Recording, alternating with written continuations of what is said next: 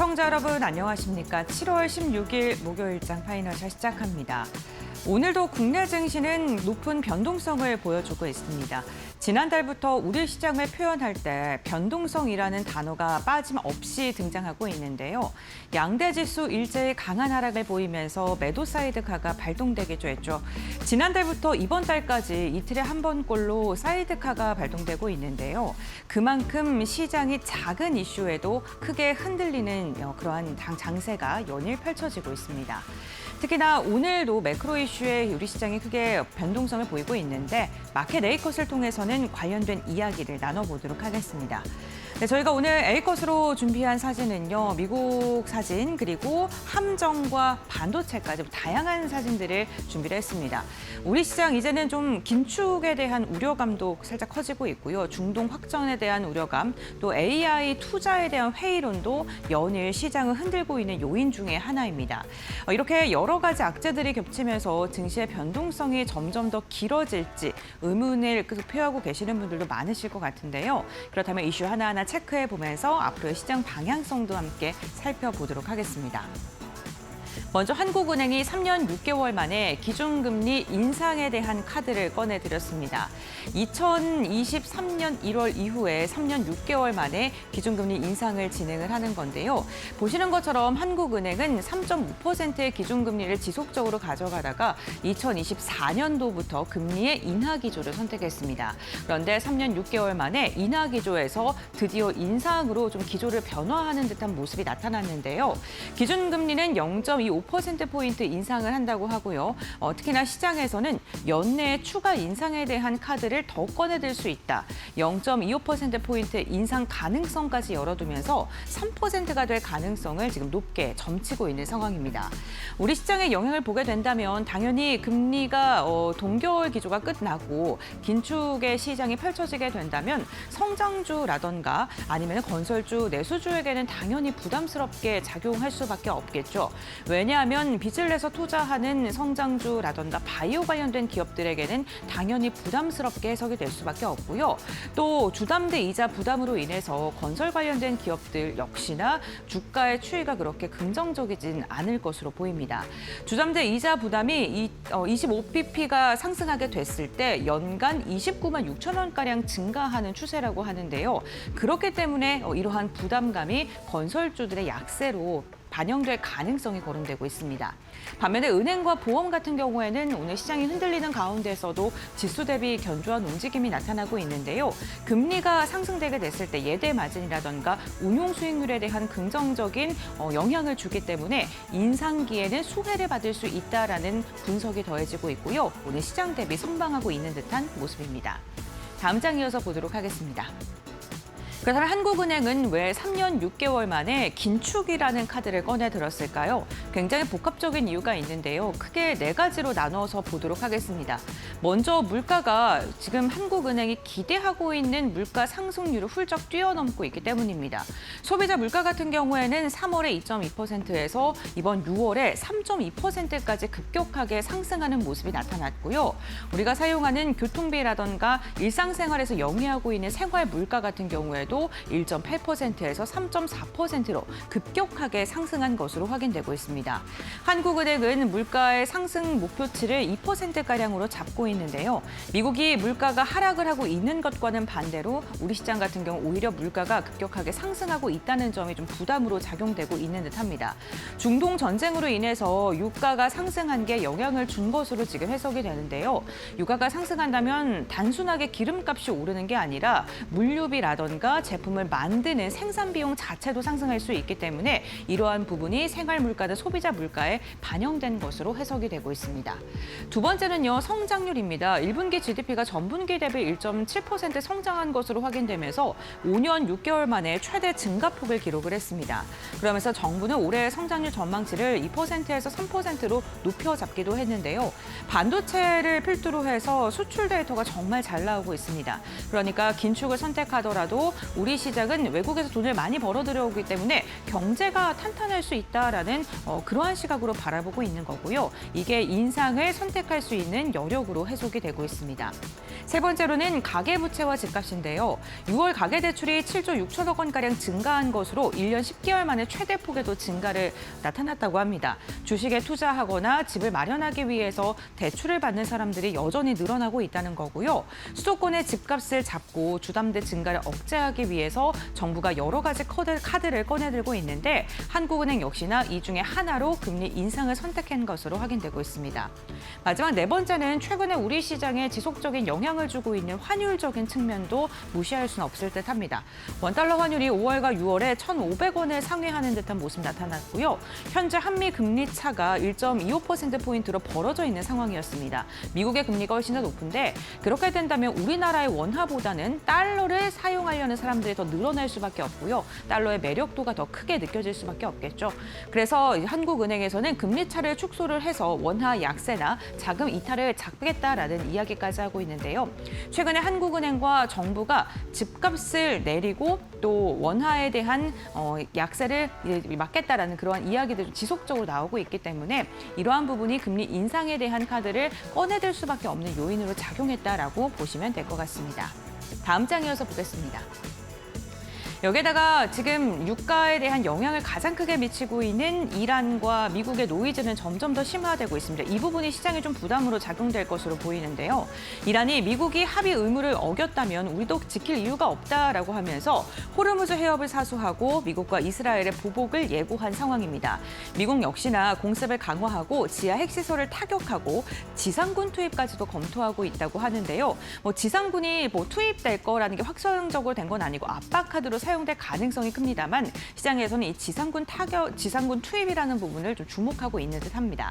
지금 좌측에 있는 사진은요, 미국의 지상군 투입 가능성이 거론되고 있는 이란의 하르그 섬인데요. 이 하르그 섬은요, 이란 원유 수출의 90%를 담당하고 있을 만큼 굉장히 주요한 요충지라고 보시면 될 것 같습니다.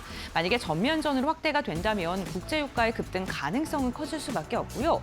오늘 이러한 상황 속에서 석유 제품 공급 차질로 인해서 정제 마진에 대한 기대감이 있는 정유나 윤활유 관련된 기업들은 시장 대비 강세를 보이고 있고요. 항공과 운송, 화학 같은 기업들은 원가 부담에 대한 확대 우려 속에 약세장이 펼쳐지고 있기도 합니다. 다음 장 이어서 보겠습니다. 여기다가 이러한 중동의 노이즈가 커지면 커질수록 트럼프, 특히나 미국 측에서도 해군에 대한 군력 강화를 위해 여러 가지 생각을 할 수밖에 없겠죠. 트럼프 미국 대통령은 미국 해군력 증강에 우리나라 기업을 검토하겠다라고 이야기를 하면서 조선과 방산 기업들은 오히려 이러한 이란의 노이즈가 수혜로 작용될 가능성이 커지고 있습니다. 미 해군의 노후 함정을 교체하고 군력의 확충의 필요성을 강조한 건데요.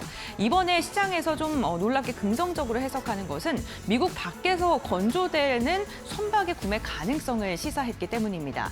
여기에다가 우리나라의 미 군함 10척에 대한 신속 건조가 가능한지 그 여부를 문의한 것으로 알려지면서 조선 관련된 기업들에 대한 기대감이 캐나다에 대한 악재를 좀 해소하고 다시금 고개를 들려는 모습 나타나고 있습니다. 한국과 미국은 조선 분야에 대해서 협력을 강화하고 있는데요. 대미 투자 같은 경우에 조선 협력에 무려 1,500억 달러가 들어가고요. 7월 23일 한미 조선협력센터가 개소되기도 했습니다. 여기에다가 하나와 필리조선소가 지금 15억 달러 규모의 사업을 진행하고 있다는 것 또한 긍정적으로 작용되고 있습니다. 미국은 방산 투자를 지속할 예정인데요. 펜실베니아의 신규 방산 투자 100억 달러를 집행할 것으로 보이고 이를 통해서 일자리 4,000개가량을 창출할 것으로 예상되고 있습니다. 다만 우리가 주목을 해야 되는 게 미군의 해군 함정의 해외 건조는요. 원칙적으로 금지가 되어 있습니다. 이 해군 군사력이라는 게 굉장히 중요한 정보이기 때문인데요. 하지만 이 미국이 이번에 군력 증가를 위해서 행정적으로 예외를 줄지 또 제도 변경을 선택할지 우리나라에 수혜를 줄 수 있을지 이 부분이 조선주들의 방향성을 결정지을 것 같습니다. 여기에다가 오늘 반도체 관련된 기업들의 분위기가 지금 별로 좋지는 않은데요. 다음 장 통해서 이어서 살펴보도록 하겠습니다. 반도체 기업들의 우려감은요. 지금 빅테크 관련된 기업들이 AI 투자에 대한 지속 가능한 돈을 갖고 있느냐. 이걸 좀 주목을 해보셔야 될 것 같습니다. 잉여 현금 흐름은요. 지금 지속적으로 감소하고 있는 상황이고요. 지금 빚을 내서 투자하는 기업들이 점점 더 늘어나고 있습니다. 회사채 발행 규모를 보더라도 2024년과 25년, 26년 기하급수적으로 늘어나고 있는 금액분들이 보이시죠? 빅테크 회사채 발행 금액 추이를 보더라도 그래프를 보셨을 때 2024년부터 지금 배 이상으로 급증하고 있는 투자의 그래프가 확인되고 있습니다. 현금 흐름이 점점 더 악화가 되면서 투자를 축소할 것이고 이게 반도체 장비나 반도체 기업들의 실적에 악영향을 주는 게 아니냐라는 우려감 나오고 있는데요. 그렇기 때문에 메모리 반도체 공급업체들이 언제까지 이렇게 실적이 잘 나올 것인가 이러한 회의론이 고개를 들고 있는 상황입니다. 다음 장 이어서 보겠습니다.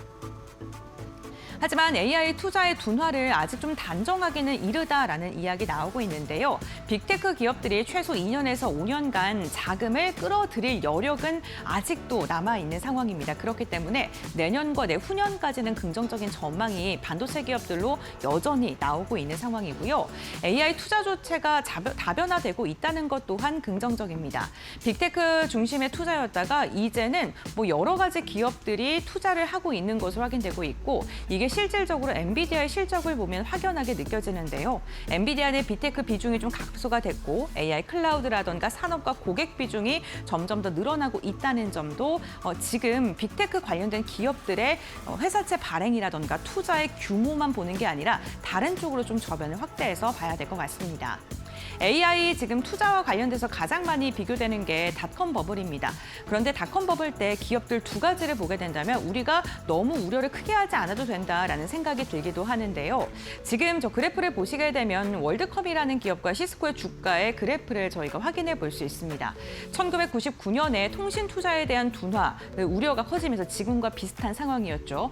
그러면서 지금 닷컴 관련된 기업들의 주가가 급락세가 나타났습니다. 하지만 시스코의 매출은요 오히려 48% 증가한 것으로 확인되면서 시스코는 2000년 1분기까지 좀 상승한 것으로 확인됐는데요. 결국에는 반도체에 대한 우려감이 있더라도 기업들이 우려를 잠재울 만한 실적을 꺼내 든다면 시장의 시간은 타임테이블은 더 길어질 수 있다는 것도 참고해 보시면 좋겠습니다. 어제 ASML이 좋은 실적 발표했고요. 오늘 TSMC가 실적 예정되어 있죠. 만약에 또 좋은 실적, 6월 매출을 기준으로 했을 때는 기대를 해볼 만합니다. 시장의 우려를 불식시킬 만한 실적을 내놓는다면 반도체 기업들의 분위기는 또다시 변화할 수 있을 것이라는 기대를 해보도록 하겠습니다. 이렇게 마켓데이컷 브리핑 마무리하도록 하고요. 그렇다면 이 시간 우리 시장의 움직임 살펴보겠습니다. 박세람 아나운서가 전해드립니다. 올해 사이드카라는 말이 우리 증시에 자주 등장하고 있습니다. 최근에는 이틀에 한 번꼴로 발동이 되면서 우리 증시의 상승과 하락의 속도가 더욱더 빨라졌는데요. 어제는 매수 사이드카, 오늘은 매도 사이드카가 발동이 되면서 변동성이 더욱더 심화되고 있습니다. 그렇다면 현재 우리 시장 어떻게 흘러가고 있는지 확인해 보시죠. 먼저 코스피 지수의 흐름부터 확인해 보도록 하겠습니다. 어제는 코스피가 매수 사이드카로 기분 좋게 출발을 했는데 오늘 코스피에서는 오전 9시 10분경에 매도 사이드카가 걸리면서 시장이 출발했습니다. 현재도 5.93% 하락세 보여주면서 6,852.77포인트에서 움직이고 있는데요. 반도체 대형주를 중심으로 차익 실현의 움직임이 나오고 있고요. AI 밸류체인에 속하는 대부분의 종목들이 급락세를 보이고 있습니다. 그나마 다행인 점이 있다면 트럼프가 한국과의 협력을 강화하겠다라고 밝히면서 시장 대비했을 때 조선주가 잘 움직이고 있습니다. 미국에서 PPI와 CPI 지수가 시장의 예상치를 하회하는 결과가 나오면서 기술주들을 중심으로 상승세가 잘 들어오고 있는데 우리 증시는 그렇지 않다는 점 참고하셔야겠습니다.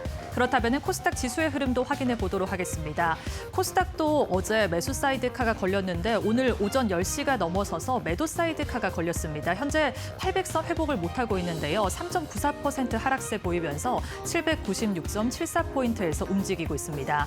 어제 2차 전지와 반도체 소부장이 코스닥의 상승을 이끌었는데 오늘은 코스닥의 하방 압력을 가하고 있고요. 그동안 좋은 흐름을 보여줬던 반도체 장비주가 오늘은 많이 밀리고 있습니다. 어제 무더기로 상한가에 갔던 HLB 그룹주들이 시장 대비했을 때는 그나마 잘 움직이고 있다는 점 참고하셔야겠습니다. 그렇다면 수급 상황 확인해 보도록 하겠습니다. 코스피 매매 동향 확인해 보시죠. 오늘 코스피에서는 외국인과 기관의 물량들이 빠져나가고 있습니다. 외국인이 이틀 연속 순매수세를 보여주면서 오늘도 매수세가 들어오면 좋았을 것 같은데 현재 1조 4천억 원 가까이 물량들을 덜어내고 있고요. 기관의 매도세가 더 거셉니다. 1조 4천억 원 가까이 물량들을 덜어내고 있습니다. 기준금리가 인상이 되면서 외국인의 수급이 들어오지 않을까 싶었는데 오늘 빠져나가고 있다는 점 참고하셔야겠고요. 오늘 개인들의 이 물량은 많이 담아내고 있습니다. 3조 원 가까이 매수세 보여주고 있다는 점 확인됩니다. 그렇다면 코스닥에서도 매매 동향 확인해 보도록 하겠습니다. 오늘 외국인과 기관이 팔자세 보여주고 있습니다. 외국인이 2,800억 원 가까이 물량들을 덜어내고 있고요. 기관의 매도폭이 크지는 않습니다만 861억 원 물량들 덜어내고 있고요. 오후장 들어서 조금 더 그 매도폭을 확대해 나가고 있습니다. 개인만이 3천억 원대 물량들 사들이고 있는데요. 오늘 양시장에서 개인이 물량들을 사들인다면 이 메이저 주체들의 수급은 계속해서 이탈하고 있다는 점 특징적입니다. 그렇다면 이 시장을 움직이고 있는 이슈 확인해 보도록 하겠습니다. 오늘 첫 번째 이슈는 피임 관련주인데요. 오늘 관련주들을 중심으로 매수세가 잘 들어오고 있습니다. 어제 이재명 대통령이 국무회의에서 한 발언 때문인데요. 임신 중지 약물인 미프진에 대한 도입을 해야 한다라는 이 필요성을 강조를 했기 때문입니다. 국내에서는 법적인 문제로 이 미프진 허가가 지금 지연이 되고 있는데요. 이번 이재명 대통령의 발언을 계기로 허가 절차에 대한 속도가 빨라질 수 있다라는 기대감이 주가에 반영이 되고 있습니다. 최근에 탈모 치료제 관련해서도 건강보험을 적용해야 한다라는 발언을 하면서 탈모 치료제가 급부상하기도 했는데요. 오늘 피임 관련주들이 그 흐름을 비슷하게 이어나가고 있습니다. 그렇다면 관련주들의 흐름 확인해 보도록 하겠습니다. 현대약품이 오늘 가장 강한 상승세 보여주고 있습니다. 이 미프진 계열 의약품인 미프지 미소의 국내 판권을 보유하고 있기 때문인데요. 어제도 좋은 흐름을 보여줬는데 현재도 12.82% 상승세 보여주고 있고요. 여성 의약품과 이 사후 피임약을 판매하고 있는 명문제약도 4.86% 오름세 보여주고 있습니다. 랩지노믹스 역시 0.86% 소폭 상승세 보여주고 있고요. 알리코 제약과 지일팜텍도 현재 빨간불 켜내가고 있습니다. 그렇다면 그 다음 이슈 확인해 보도록 하겠습니다. 애국 관련주들을 중심으로 오늘 매수세가 잘 들어오면서 강세 흐름을 보여주고 있습니다. 최근에 유가증권 시장에서 이 시가총액의 상장 유지 조건을 강화하는 움직임이 있었습니다. 이에 국내 토종 브랜드 기업들에 대한 상장 폐지를 막아야 한다라는 움직임이 일어나고 있는데요. 개인 투자자들을 중심으로 애국 열풍이 일어나면서 관련주들을 중심으로 매수세가 잘 들어오고 있습니다. 공통점이 있다면 국가를 대표하는 브랜드이거나 선행이나 기부 활동을 한 기업들이라는 점 참고해 보시면 되겠습니다. 관련주들의 분위기도 한번 확인해 보도록 하겠습니다. NX가 지금 3거래일 내내 상한가를 터치하고 있습니다. 현재 29.95% 폭등세 보여주고 있고요. 모나미는 이 국내 대표 필기구 기업이라고 할 수가 있겠죠. 모나비 역시 3거래일 내내 상한가를 터치를 했고요. 오늘은 23.37% 오름세 보여주고 있습니다. 비비아는 국내 대표 속옷 브랜드인데요. 이 사회공헌 활동이 재조명 받으면서 투자자들의 관심을 받고 있습니다. 현재 29.94% 상한가 가고 있고요. 모나리자와 깨끗한 나라 역시 폭등세 보여주고 있습니다. 지금까지 시장 흐름 살펴봤고요. 이어서 종목 파인더 함께해 보시죠. 네, 목요일에 파이널샷 함께하고 계십니다. 신민영입니다. 이어서 종목별 이슈 더 자세히 짚어보고요. 오늘의 투자 전략 함께 정비해 보도록 하겠습니다. 오늘도 다양한 이슈들 주목받고 있는데요. 첫 번째 이슈 바로 들어가 보겠습니다. 이란과 미국의 전쟁이 계속해서 이어지고 있죠. 이러한 갈등 격화 속에 정유주의 수혜가 이어지고 있습니다. 중동 지역의 지정학적 리스크가 이어지고 있는 가운데 석유 제품의 공급 차질이 장기화 국면으로 접어들었고요. 이에 따라 정제 마진이 강세를 유지하고 있기 때문에 정유 화학주 전반에 주가 강세 흐름이 이어지고 있는 겁니다. 이번 7월 1일부터 15일까지 약 보름간의 흐름을 정리해 보면요. S-오일이 31%나 급등을 했고요. GS도 23%, SK이노베이션도 23%대 주가 상승률을 기록했습니다. 증권가에서는 S-오일 대비해서 경쟁사지만 덜 오른 SK이노베이션의 주가에 주목하는 리포트를 제시하기도 하는데요. 하나증권에서는 SK이노베이션에 대한 목표 주가 상향 리포트를 오늘 제시했습니다. SK이노베이션을 두고 이제는 사야 할 시점이라면서 목표 주가를 17만 원에서 20만 원까지 끌어올렸고요. 이 정제마진 강세와 윤활기유 호황이 실적 개선 요인이 뚜렷하게 되고 있다면서 이번 2분기 영업이익은 1.8조 원으로 전망했습니다. 전년 동기 대비 흑자 전환에 성공할 것으로 봤고요. 시장의 컨센서스를 20% 이상 상회할 것으로 내다보고 있습니다. 26년 영업이익이 사상 최대치를 또 기록할 것으로 추정했는데요. 기존의 4조 원대에서 6조 5천억 원대로 62%나 올렸고요. 이는 전년 동기 대비 15배나 증가하는 수준이라고 강조를 했습니다. 그리고 SK이노베이션은 이 테라파워가 또 하나의 중장기적인 성장 동력이 될 것으로 보이는데요. 현재 SK이노가 테라파워의 지분 약 5% 내외를 보유한 2대 주주입니다. 테라파워가 미국 내 12개 프로젝트에 대한 수주를 완료했고 이 중에 8개가 메타와의 협업인데요. 향후 사업 성장 과정에서 지분 가치는 더욱더 높아질 것이라는 분석도 제시했습니다. 오늘 정유주 분위기 함께 비교해 보시죠. 네, 현재 구간에서는 SK이노베이션이 가장 큰 시세를 분출하고 있습니다. 6%대 오름세 12만 4,300원 선 지나가고 있고요. S오일도 강세 흐름 이어가고 있습니다. 4%대 강세 나타납니다. GS도 3%대 오름세, 극동유와 흥구석유도 시장 대비해서는 선방하는 모습들 포착되고 있습니다. 네, 이렇게 첫 번째 이슈 짚어봤고요. 이어서 두 번째 이슈입니다.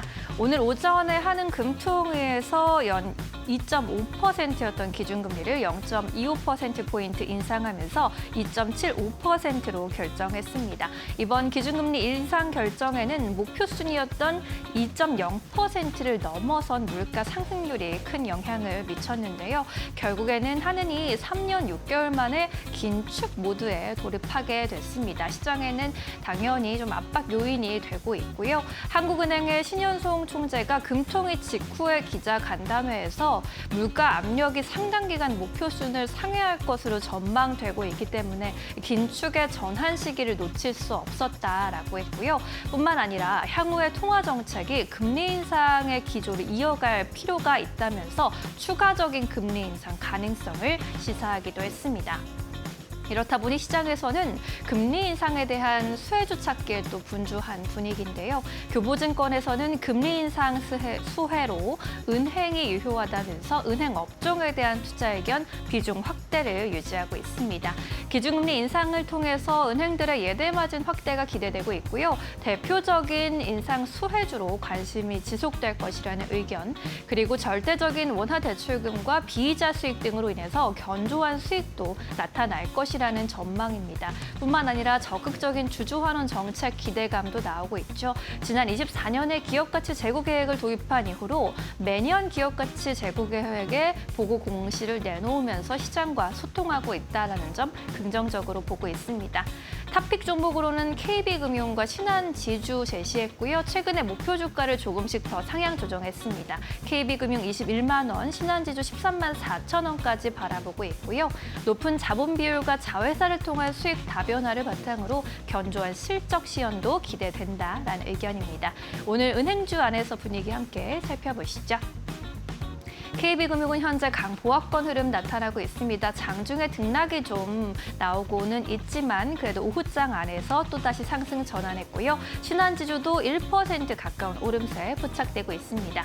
오늘 중소형 은행이 더 선방하는 모습도 확인됩니다. K뱅크가 8%대 오름세, IM금융지주도 2%대 강세, 18,500원 선 지나가고 있습니다. 네, 이어서 마지막 이슈로 넘어가 보도록 하겠습니다. 네, 의료 관광 관련주들이 또 오늘 주목받고 있습니다. 의료기기라던가 화장품 섹터까지 전반적으로 분위기 괜찮은데요. 우리나라로 들어오는 외국인들의 의료 관광 성수기 효과가 확인됐다라는 증권사 분석이 있었습니다. DB증권에서 2분기 미용 의료 성수기 효과가 확인됐다면서 의료 관광이 역대 최고치를 달성했다고 강조를 했고요. 소비 금액이 전년 동기 대비 38% 증가하면서 7.5 3,518억 원, 소비 건수도 177만 건을 기록하면서 역대 최고치 기록했다는 평가입니다. 국가별로는 미국 그리고 중국에서의 관광객이 주요했던 것으로 확인이 됐고요. 그리고 또 수출의 경우에는요, 주상 이용을 중심으로 높은 연간 성장세가 포착이 됐습니다. 톡신 수출액이 1.7억 달러 기록하면서 전년 동기 대비 26% 증가세를 기록했다는 분석입니다.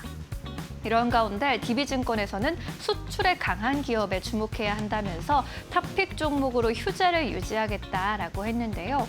이 분기별 실적 모멘텀이 점진적으로 강화될 것으로 예상하고 있습니다. 3분기에 미국에서의 판매를 시작으로 외형 성장이 본격화될 것으로 봤고요. 한스 바이오메드의 ECM 스킨 부스터의 국내 판권 계약 체결 이슈가 있었는데 하반기 공급이 개시되면서 실적 개선에 따른 주가 리레이팅 여지가 충분하다라는 의견까지 제시했습니다. 오늘 관련주 안에서 또 함께 살펴보시죠. 휴재리 3%대 강세 연출하고 있습니다. 한국 BTB, 대웅제약도 1년에서 3%대 오름세, 지수 대비 크게 선방하고 있고요. 달바 글로벌이 오늘 눈에 띄는 흐름입니다. 6%대 강세 그리면서 오늘 약세장 안에서도 장대 양봉 그리는 모습입니다. 21만 1,500원 선 지나가고 있습니다. 네, 이렇게 이슈가 있는 종목들 위주로 먼저 점검해봤고요. 또 오늘 시장에서 놓치지 말아야 할 종목들 하나하나씩 체크해 보도록 하겠습니다. 이데일리 박근호 전문위원 함께합니다. 어서 오십시오. 안녕하십니까. 네, 이어서 위원님이 골라주시는 특징주들 함께 찾아보도록 하겠습니다. 종목 파인더 열어볼게요. 첫 번째 종목입니다. 네, SK텔레콤 살펴보겠습니다. 인공지능 데이터 센터 사업 강화 그리고 증권사의 목표 주가 상향에 힘입어서 강세 흐름 보이고 있습니다. 급락장 안에서 빨간불 켜고 있는데 오늘 분위기 어떻게 보고 계십니까?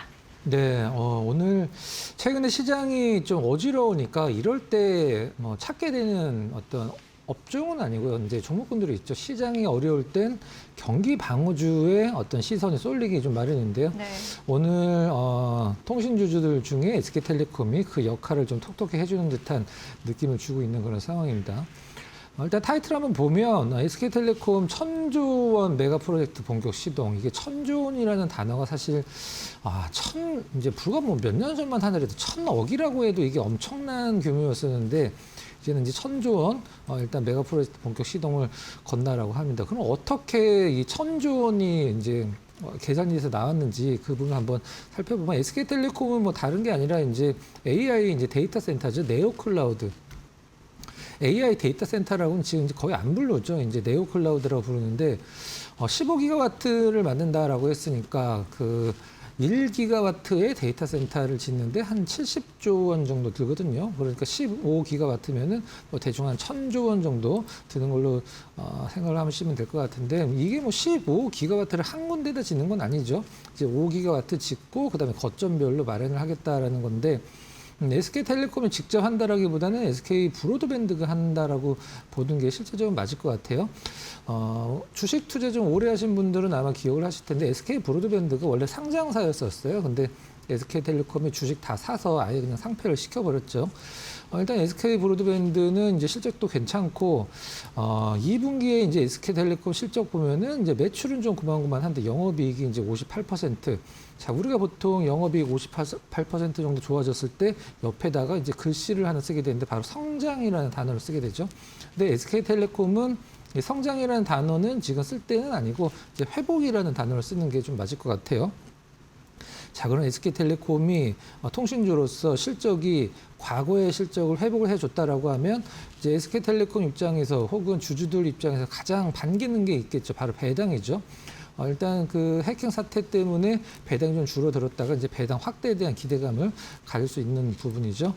자, 그러면은 우리가 보통 SK텔레콤, 우리가 올해 SK텔레콤 엄청 많이 올랐죠. 초반 1분기에도 많이 올랐고 6월 초에 이제 실질적인 역사적 고점까지 찍을 때까지 SK텔레콤이 오르는 원동력이 무엇이었나 이걸 한번 생각을 해볼 필요성이 있습니다. 또 통신주로서 매력이 있었나 이거 아니죠. 이제 어떤 안 좋았다가 다시 좋아지는 어떤 회복에 대한 기대감이냐 이것도 아닙니다. 실질적으로는 엔트로픽 때문에 실질적으로 오른 거죠. 이제 엔트로픽 올해 10월 상장입니다.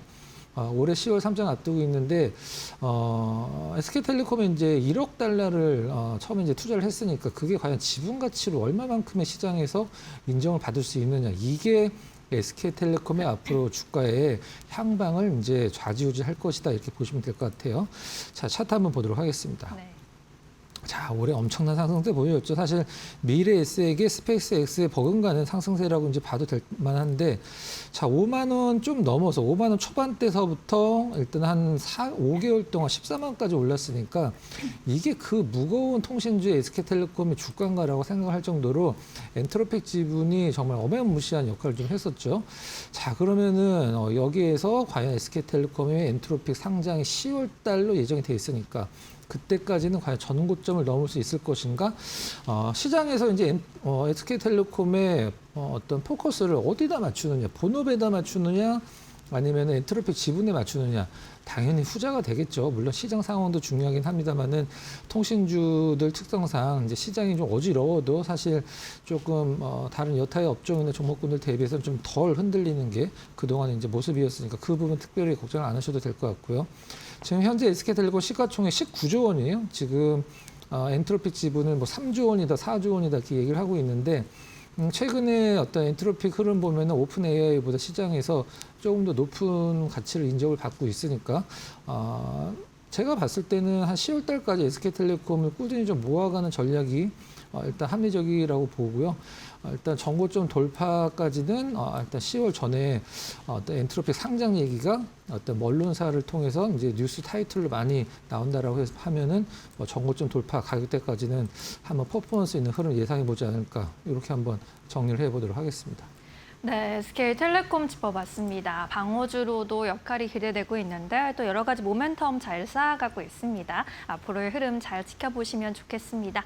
첫 번째 특징주로 만나봤고요. 이어서 또 두 번째 특징주 열어볼까요?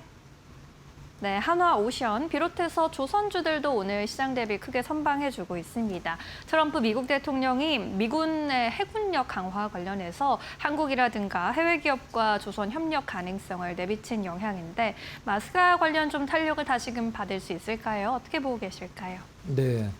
자, 오늘 시장에서 뭐 이 하나오션 관련돼서 혹은 이제 조선업, 중공업 관련돼서 트럼프 대통령의 발언은 이제 장 전에 전달이 됐으니까 아침에 그 대형주들 중에서 거래소 기준으로 이제 조선주들 호가가 사실 평균적으로 제일 괜찮았었어요. 근데 시초가에서 밀렸다가 이제 다시 한번 시초가 돌파해서 조금 추가 상승 나오고 있는 상황인데, 제가 오늘 오전장에서 계속 내내 조선주들 이제 뭐 현대, 뭐 대우, 삼성 이런 중공업 조선주들 흐름을 지켜보면서 생각이 든 부분을 잠깐 말씀을 드리면, 이게 좀 약간 뭐 예전 같지 않다라는 느낌이 좀 사실 들더라고요. 과거 같았으면은 이 마스가 한마디로 이제 조선주들이 이제 시장에서 이제 중심으로 떠오를 수 있는 상황이긴 한데, 물론 그때와 지금은 실적이나 뭐 여러 가지 부분들에서 실적 기대감이 있었던 부분과 이제 실적이 이제 시장에서 어떤 정도 증명이 되고 나면은 좀 약간 매력이 좀 많이 떨어지죠. 그러면 이제 하나오션이나 현대중공업, 삼성중공업 어떤 부분들을 좀 포인트로 삼아야 되는지 한번 좀 봐보도록 하겠습니다. 오늘 두 가지 이슈가 있었어요. 이제 트럼프 대통령 관련돼서 일단은 지금 현재는 이제 미국 이제 법으로 군함 같은 경우는 미국 외 지역에서는 이제 만들 수가 없죠. 물론 하나오션은 필리 조선소가 있긴 합니다만은 이 부분은 사실 언제 어떻게 될 것인지는 이제 시장에서 담보할 수 없는 부분이고, 실질적으로 조선주들이 오늘 더 좋은 어떤 뉴스가 있었죠. 이슈라고 해야 될 것 같은데, 조선 LNG선이죠. LNG선이 최소 5년 동안 이제 발주, 수주, 호황이 이어질 것이다라는 보고가 나오는데, 이게 실질적으로 이제 어떤 실적이 연결이 되는 부분이기 때문에 LNG선 호황이 최소 5년이 이제 지속이 될 것이다. 자, 그러면 2032년까지 이어질 거라는 얘기긴 한데, 지금 연평균 이제 90척에서 110척 정도 발주를 예상을 하고 있는데, 올해 이제 2분기에 이제 LNG선은 언제 많이 발주를 하냐면, 배를 만드는 시간도 오래 걸리지만 이 LNG 프로젝트라고 해서 LNG 어떤 그 플랜트를 만드는 부분들이 있잖아요. 그거 완공과 맞춰서 이제 발주를 넣기 때문에 글로벌 LNG 프로젝트가 현재 174개로 역대 최고 수준이라고 하는데, 여기서 좀 약간 아쉬운 부분은 예정이 94개다. 이 부분은 좀 약간 아쉽긴 합니다. 그래도 LNG 선에서 가장 좋은 어떤 퍼포먼스와 매출 관련된 실적을 냈던 게 우리나라 이제 조선사들이니까 K조선이죠. 이 부분 한번 좀 지켜보면 될 것 같고요. 네. 하나오션 관련돼서는 뭐 사실 딱 부러지게 말씀을 드리면 뭐 캐나다 잠수함 때문에 떨어진 건 사실 굉장히 오버였죠. 왜냐하면 캐나다 잠수함 때문에 올라간 게 없죠. 실질적으로는. 그래서 이제 하나오션도 이제 가격적인 부분들이 다 적용이 돼 있기 때문에 조선주 한번 좀 지켜보면 될 것 같고요. 하나오션은 이제 그 FPSO라고 해서 해상에서 이제 원유를 정지하고 뽑아내는 부분, 이게 대당 몇 조 원이거든요. 이게 이제 프랑스 쪽에서 하는 건데 비너스 프로젝트라고 이 부분 한번 기대를 한번 걸어보도록 하겠습니다. 차트 잠깐만 체크해 보도록 할게요. 예. 자, 캐나다 잠수함 탈락되고 나서 사실 급락이 좀 나온 부분들은 실질적으로는 좀 억울한 부분도 있죠. 이게 전반적으로 봐도 사실 옳은 부분들이 없기 때문에 일단 다른 여타의 조선주들도 그동안 이렇게 좋지는 않았기 때문에 반등감만 기대를 해보도록 하고요. 가장 긍정적인 부분, 외국인 수급, 기관 수급이 이제 바닥권이라는 부분이죠. 외국인 수급, 기관 수급 바닥은 주가 바닥이다. 그렇다라고 하면 이제 수급이 바닥이면 매도는 나올 게 없고 매수만 들어올 수 있는 상황이죠. 일단 수급도 이제 좋아질 수 있는 상황이니까 조선주들도 한번 옛날에 영광을 한번 되찾을 것으로 기대를 해보도록 하겠습니다. 네, 마스가 이야기가 다시 또 슬슬 나오고 있으니까요. 7월 후반기에는 좀 개선될 수 있게 주가 흐름 기대해 보겠습니다. 메이저 수급이 또 들어오는지 여부도 함께 잘 체크해 보시면 좋겠습니다.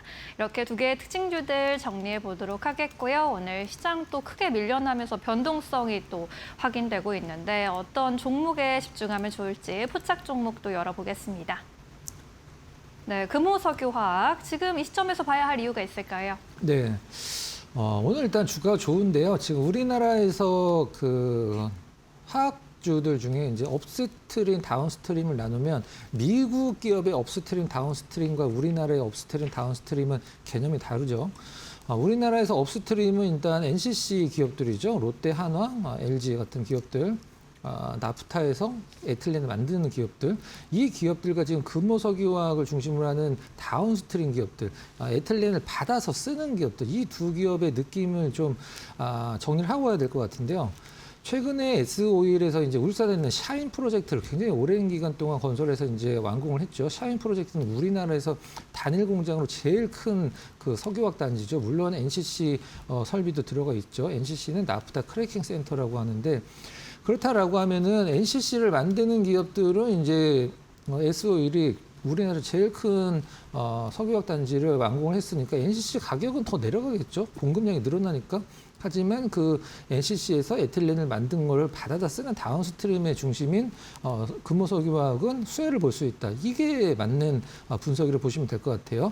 일단 원재료 가격이 20% 정도 하락할 것으로 보고 있기 때문에 금호석유화학 매년 좋아진다는 게 지금 몇 년째인데 이번에는 좀 이번에는 진짜로 한번 좋아졌으면 좋을 것 같고요. 1분기 실적은 뭐 상당히 좀 저조했죠.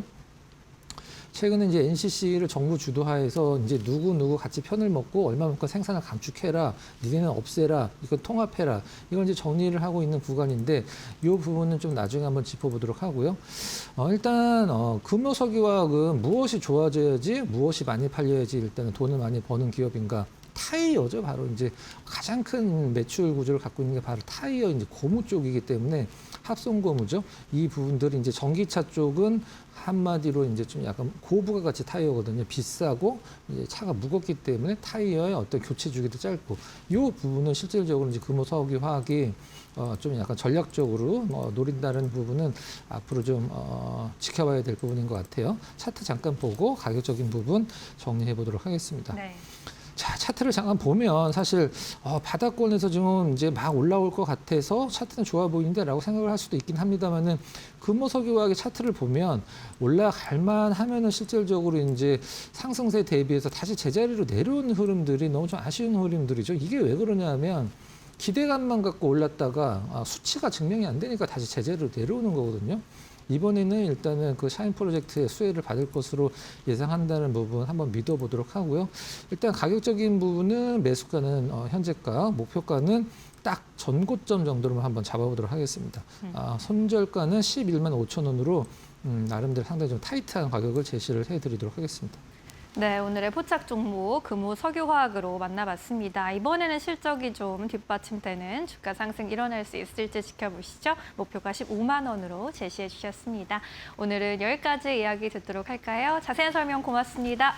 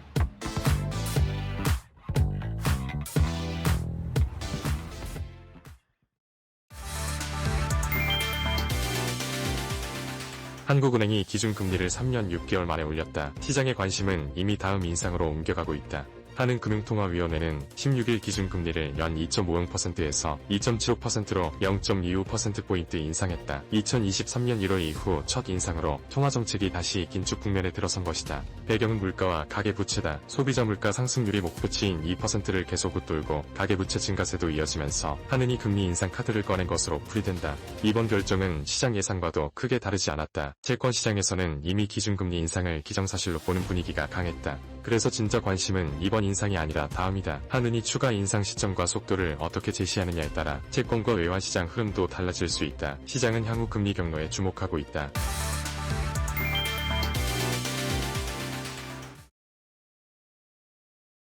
자, 섹터 대 섹터로 이어가겠습니다. 오늘 시장 역시 큰 하락이 나오고 있는 상황인데 오늘 내일 휴일을 앞두고 체크해야 할 것들이 마지막까지 좀 있을 듯합니다. 지금 F4 회의 레버리지 ETF와 관련된 단일 종목 레버리지 ETF에 대한 대책 회의가 이제 조금 있으면 3시에 열린다고 하고요.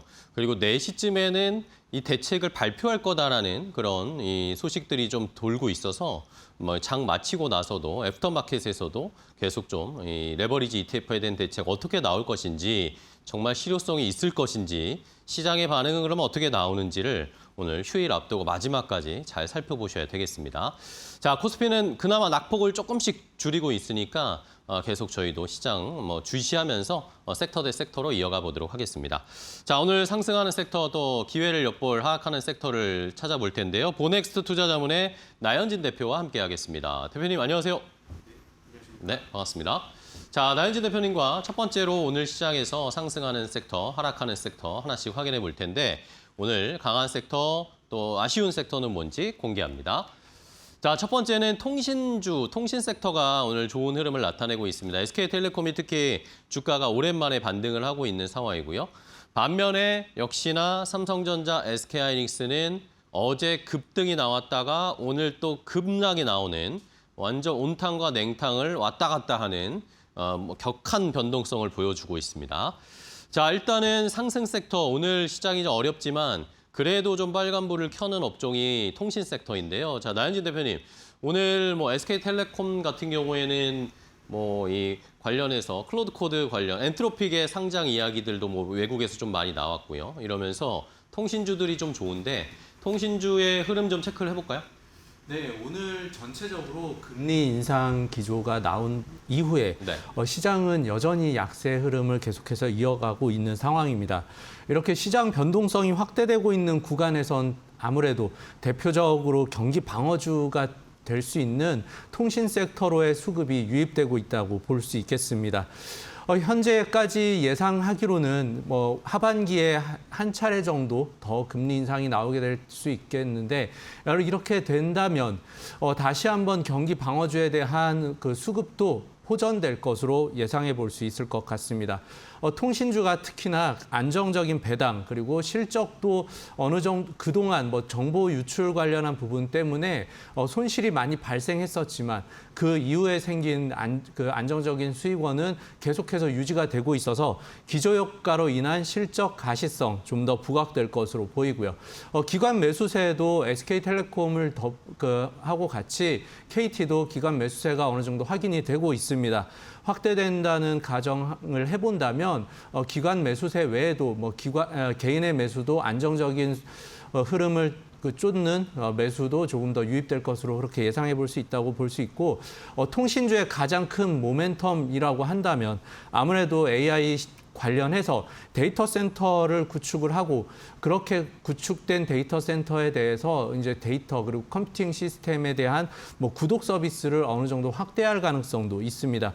이 부분이 신규 성장 모멘텀이 될 수 있기 때문에 이 부분도 한번 지켜볼 필요가 있는 섹터로 판단해 보겠습니다. 네, 알겠습니다. 자, 오늘 뭐 금리 인상이 단행이 됐고 이러면서 경기 방어 섹터로서의 부각도 받고 있고 뭐 아까 말씀드린 것처럼 SK텔레콤은 또 미국 쪽에서 엔트로픽 상장에 대한 이제 절차가 시작된다라는 그런 뭐 이슈도 겹쳐지고 있는 상황이네요. 자, 먼저 상승 섹터를 봤고요. 다음은 하락 섹터입니다. 하락 섹터가 뭐 시청자분들 더 궁금해하실 텐데 삼성전자 하이닉스를 도대체 어느 장단에 맞춰서 투자를 이어가야 되는지 많은 우리 시청자분들이 고민을 하고 계십니다. 어제 급반등이 나와서 좀 안심할 수 있을까 싶었는데 오늘은 또 급락이 나와버렸습니다. 어떻게 삼성전자 하이닉스 좀 대응할까요, 대표님? 네, 아무래도 오늘 장의 가장 특징적인 하락 섹터는 반도체가 될 것 같습니다. 전일 강세 이후에 오늘은 또 다시 하락으로 전환을 하면서 좀 널뛰기 장세를 계속해서 나타내고 있는데 반도체 관련해서 어제 그러니까 미국에서 일어난 일이 좀 결정적으로 오늘 우리나라 시장에까지 영향을 미치고 있다고 보고 있습니다. 네. 전일 미국 시장도 뭐 다우지수나 뭐 나스닥 지수는 양호했지만 필라델피아 반도체 지수가 하락으로 크게 빠지면서 마감하면서 오늘 우리나라 시장도 약한 모습이 계속해서 이어지고 영향을 받는 상황입니다. 그 주요 원인으로 본다면 아무래도 27일로 상해 증시에 상장될 것으로 이제 예정되어 있는 창신 메모리 관련해서 이슈가 좀 더 부각된 것 같습니다. 창신 메모리 같은 경우에 상해 이제 스타 50 지수에 이제 편입이 될 예정으로 이제 앞두고 있고 여기에서 조달될 수 있는 조달 자금이 14조 원 정도가 될 것으로 예상하고 있습니다. 그리고 기업 가치 같은 경우는 현재 공모 기준가로 봤을 때 발행 기준가로 봤을 때 140조 이상 평가가 될 것으로 보이면서 반도체 메모리 관련한 기업의 상장으로서 좀 의미 있는 정도 숫자가 나올 것으로 예상하고 있습니다. 그리고 이렇게 자금이 조달된 이후에 창신 메모리의 흐름을 보자면 여기서 조달된 자금으로 기술 개발 그리고 신규 증설까지도 계속해서 이어질 수 있다는 흐름을 보면 메모리 관련해서 현재는 쇼티지 상황이 유지가 되고 있지만 그 3사, 메모리 3사가 가지고 있는 과점 구도가 좀 깨질 수 있지 않을까라는 우려가 미국 시장에서부터 이어져서 우리나라 시장에까지 영향을 미치고 있다고 볼 수 있겠습니다. 그리고 창신 메모리 같은 경우에 25년 1분기에는 4% 정도 마켓쉐어에 불과했지만 1년 만에 거의 8% 가까운 마켓쉐어를 점유하고 있는 상황입니다. 이 추세가 어느 정도 더 이어져서 뭐 10%가 넘어가게 된다면 무시할 수 없는 플레이어가 되기 때문에 여기에서의 우려도 좀 미리 선반영된 것이 아닌가 생각을 해볼 수 있고요. 네. 그리고 미국의 빅테크 관련한 실적 발표를 다음 주에 연달아서 앞두고 있는 상황입니다. 그런 상황에서 이제 현재 현금 흐름 관련해서 투자를 계속 이어갈 여력이 있는지 여부가 또 빅테크 실적 발표의 가장 중요한 관전 포인트이기 때문에 이 부분에 대해서도 관망 심리가 좀 작용하고 있는 것으로 해석해 볼 수 있을 것 같습니다. 그렇지만 HBM 업황은 여전히 긍정적인 상황이고 최근 오늘까지 해서 한 달 이상 많이 빠지고 있다고는 하지만 뭐 주봉상으로 살펴봤을 때도 단기 급등이 5월 이후에 상당히 크게 4월 이후에 크게 나왔던 부분을 감안하면 단기 급등에 따른 여전한 숨고르기 구간으로 평가해 볼 수도 있다는 점. 그래서 과잉 반응으로 매도를 하는 부분은 조금 자제하셔도 좋을 것 같다는 생각으로 해석해 드리겠습니다. 네, 알겠습니다. 자, 뭐 여러 가지 악재, 반도체에 부담을 주는 이야기들이 창신 메모리뿐만 아니라 여러 가지가 쏟아져 나오고 있는 상황인데 어제는 ASML이 실적이 잘 나왔는데도 이제 또 그러면 고점이 아니냐 이런 이야기들로 계속 도배가 되고 있습니다. 그런 것들이 좀 과하다라는 평가들도 나오고 있으니까 너무나 거기에 민감하게 반응하는 것은 또 경계를 해야 할 것 같습니다. 자, 상승 섹터, 하락 섹터 하나씩 봤고요. 그러면 이 중에서 종목을 하나 좀 골라볼까요? 이제는 어쨌든 금리 인상 기조로 우리나라는 사이클이 돌아가게 되니까 방어 섹터, 통신주 중에 하나를 좀 골라보겠습니다. 네, 오늘은 KT를 한번 말씀드리겠습니다.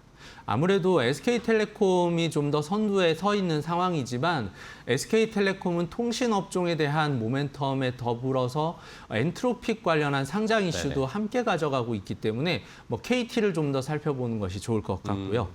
KT 같은 경우 이제 정보 유출 관련해서 고객 보답 서비스 프로그램이 상당 부분 상반기에 진행이 됐습니다. 그로 인해서 이제 생길 수 있는 영업이익의 감소폭이 1분기, 2분기까지 이어져 왔는데 그 이후에 무선 매출 관련해서는 소폭 감소를 했지만 안정적인 수익 기조는 계속해서 여전히 유지를 하고 있는 상황입니다.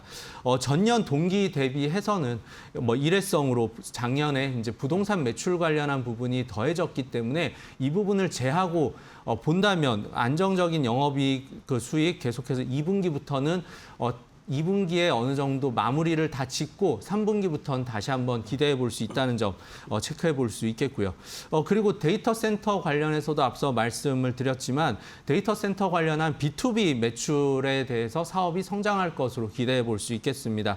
AI 데이터 센터를 2031년까지 KT의 그 발표로는 1기가와트 이상 계속해서 꾸준히 추가 확보를 하겠다라고 밝혔고요.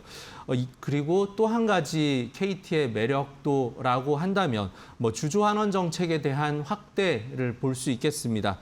KT가 2분기에 배당을 본다면 시가 배당률로 4.3% 정도 수준이 되겠는데 그 외에도 자사주 매입에 대한 발표까지 이어지면서 감안을 했을 때 6%가 넘어가는 그 시가 배당률이 나올 것으로 예상하고 있습니다. 하반기에 실적 개선세까지 더해준다면 주주 환원 정책 그리고 주주 환원 정책과 더불어서 하반기 실적 개선세까지 더해봤을 때 통신주는 현재 시점에서 가장 많은 조정을 받고 이제 다시 한번 안정적인 수급이 들어올 수도 있다는 예상을 해볼 수 있을 것 같습니다. 네, 알겠습니다.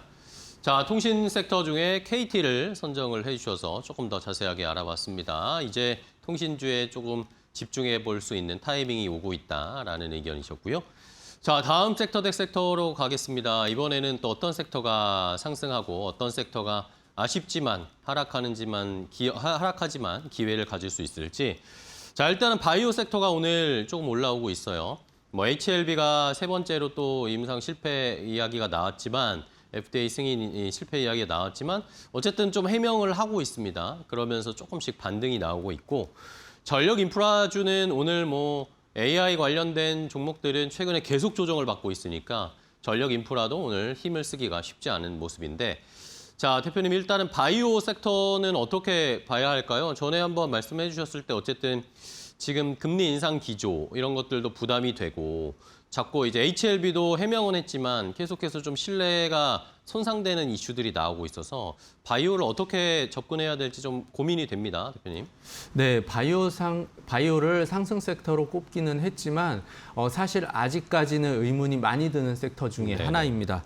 HLB 그룹 같은 경우도 그 3차 FDA 허가가 실패한 이후에 회사에서 해명을 하면서 어제 상한가 그리고 오늘도 상당히 높은 가격에서 시작을 했습니다. 네네. 그럼에도 불구하고 아무래도 회사의 해명에 의존하는 투자 외에는 그 방법 외에는 뭐 긍정적으로 볼 수 있는 팩트가 아직까지 공개되지 않았기 때문에 이 부분에 대한 의심도 아직까지는 거둬들일 수 없다는 점을 명확히 해야 될 것 같습니다. 네. 그렇지만 오늘 바이오 섹터에서 그러니까 시장이 전부 다 약하기 때문에 바이오 섹터에 단기적인 수급이 좀 몰려갔을 수는 있다고 보고 있고요. 그 중에서 뭐 한 종목을 좀 보면 올릭스 정도가 이제 뭐 하반기에 있을 뭐 임상 결과 발표 관련한 부분과 상반기에부터 계속되어 왔던 이제 뭐 로레알과의 관계 등을 인해서 기술 개발 관련한 부분에서 어떤 결과가 나올 수 있을까라는 기대를 어느 정도 계속 갖고 있는 종목 중에 하나입니다. 뭐 올릭스나 D&D 파마텍 정도를 제외하고는 아직까지 이렇다 할 정도의 기대를 받고 있는 종목이 안 보이는 상황이어서 바이오가 일시적으로 강세를 보이고는 있지만 이 흐름이 언제까지 갈지는 아직 의문이 있는 상황이다. 그리고 HLB가 또 한 번 시장의 그 바이오 섹터에 대해서 신뢰도를 좀 더 깎아먹은 부분이 있어서 이 부분에 대한 회복도 여전히 필요한 상황이라는 입장 말씀드립니다. 그래서 반도체 수급에서 이탈된 자금들이 뭐 단기적으로 바이오 쪽으로 잠시 이동한 정도 수준이라는 점을 좀 유의하셔서 투자에 반영하셔야 될 것 같습니다. 네, 알겠습니다. 자, 바이오 투자 뭐 아직 오늘 좀 반등이 나오지만 여전히 쉽지는 않은 상황이네요. 오늘도 그걸 느낄 수가 있었고요. 자, 다음은 전력 인프라, 전력기기 쪽을 봐야 될 텐데요. 전력 인프라는 어쨌든 뭐 전력기기주들이 실적은 잘 탄탄하게 나올 거니까 반도체가 쉬고 이제 본격적인 실적 시즌이 되면 전력기기주들이 좀 반등해주지 않을까라는 기대들이 있었는데 좀처럼 그런 모습이 잘 안 나오네요, 대표님. 이 전력기기, 전력 인프라 쪽 어떻게 보세요? 네, 전력 인프라 관련해서는 뭐 여전히 좋은 입장은 분명하지만 네. 오늘은 좀 전반적으로 sek터 전체 다 하락을 하고 있는 상황입니다. 네. 이 하락하는 요인을 한번 짚어보고 그리고 상승할 수 있는 또 요인도 한번 말씀드리고 싶습니다. 네. 아무래도 미국에서 이제 가장 크게 이제 전력 인프라를 관할하고 있는 사업체인 PJM에서 이제 예상하기로 13개 주에 대해서 이제 전기요금을 3년 동안 한국 돈으로 9조 원 이상 이제 더 걷어들여야 된다고 얘기를 했습니다. 뭐 이 부분에 대한 걸 보자면 그만큼 전기요금을 인상을 하고 발전 용량도 계속해서 필요하기 때문에 더 확보를 한다는 걸 발표를 한 내용입니다.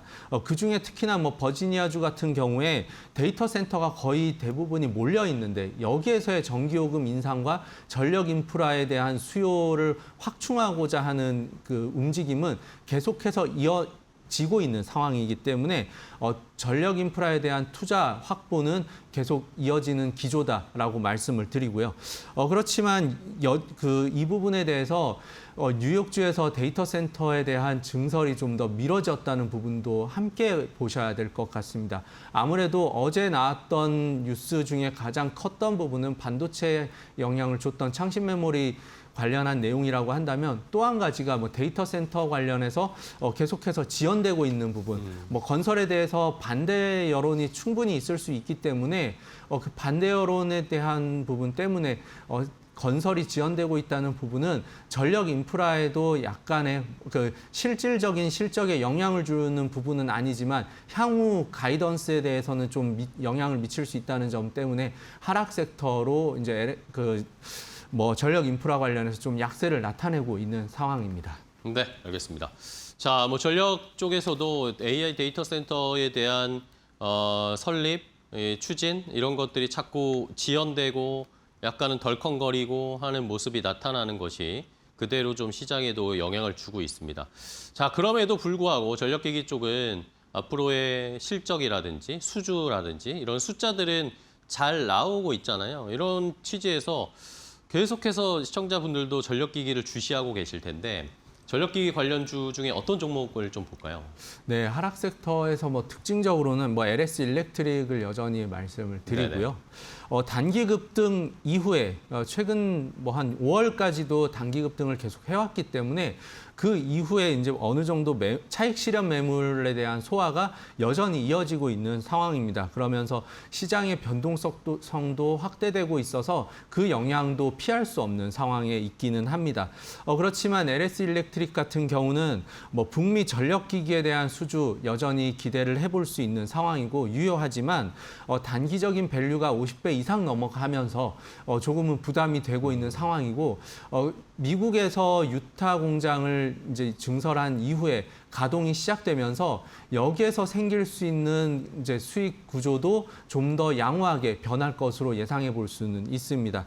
AI 전력 인프라라는 분야가 장기적인 성장을 기반하고 있는 섹터이기 때문에 현재 수급 공백에 대한 하락세를 어느 정도 현재 하단 300만 원 이하로 이제 내려와 있는 그러니까 효성중공업은 300만 원 이하로 내려와 있고요.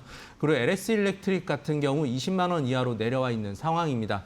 현 시점 대비해서는 어느 정도 수급 공백 외에는 뭐 기간 조정은 거의 다 거쳐가고 있는 상황이라고 보고 있습니다. 이제 장기 평선에서 계속 공방을 이어가고 있는 상황이라서 현 시점에서의 기간 조정 이후에는 다시 한번 하락세의 전환은 좀 더 멈출 것으로 예상해 볼 수 있을 것 같습니다.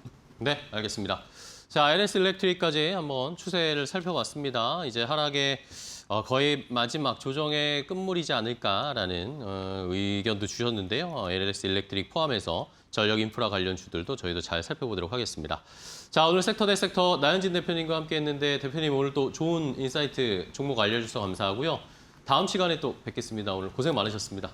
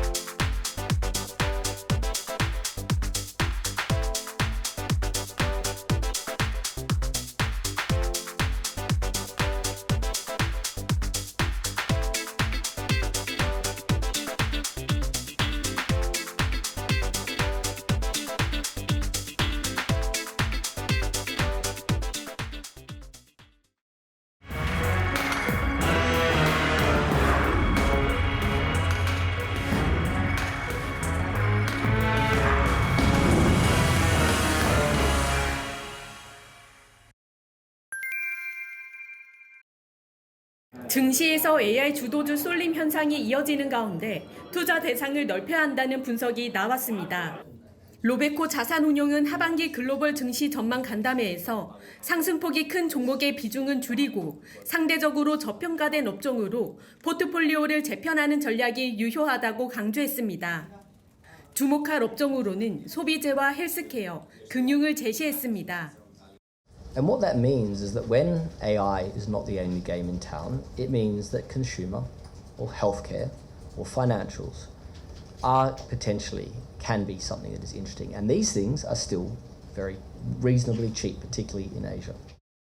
또 AI 중심의 투자 열기가 다소 식으면 배당과 자사주 매입 등 주주 환원 정책을 펼치는 가치주가 다시 주목받을 것으로 전망했습니다. 가치주의 투자 매력을 높이는 주주 환원도 확대되는 추세입니다. 실제 지난해 코스피 상장사의 자사주 소각 규모는 2년 전보다 4배 이상 늘었습니다. A year and a half ago, instead of talking about AI and semiconductors, we'd all be talking about value up. That's still happening in the background. And in an environment where stock markets are not necessarily going up as much and AI is not in focus, dividends and buybacks will come back into focus. 아시아 증시는 미국보다 투자 매력이 높다고 평가했습니다. 미국은 높은 밸류에이션이 상당 부분 반영된 반면 아시아는 기업 이익이 개선되고도 주가가 이를 충분히 반영하지 못하고 있다는 설명입니다.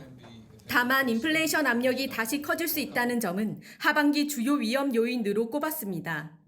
So all in all, we still call for an up but bumpy road for global equities. With the key swing factor being the triangle of interest rates, geopolitics, and AI. 하반기는 저평가 업종과 주주 환원 가치주까지 투자 시야를 넓히는 전략이 필요해 보입니다. 이데일리 TV 이지은입니다.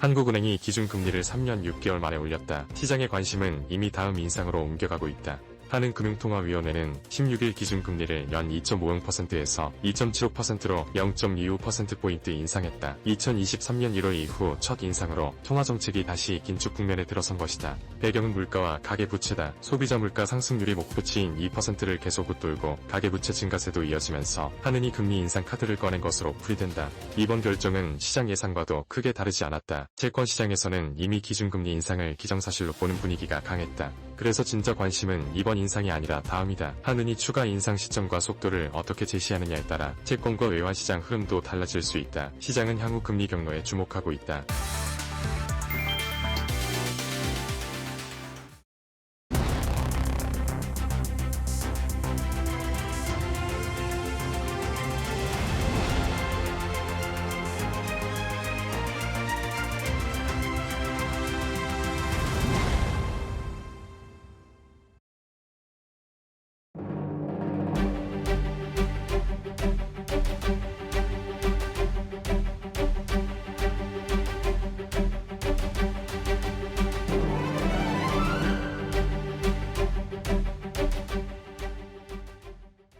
시장 이야기 시간으로 이어가 보도록 하겠습니다. 우리 시장 하루 걸러 하루 사이 사이드카가 발동되고 있습니다. 어제 매수 사이드카가 발동이 됐었는데 오늘 같은 경우에 시장에 또 하락이 또 추가 하락을 부르면서 매도 사이드카가 나타나는 모습도 확인됐는데요.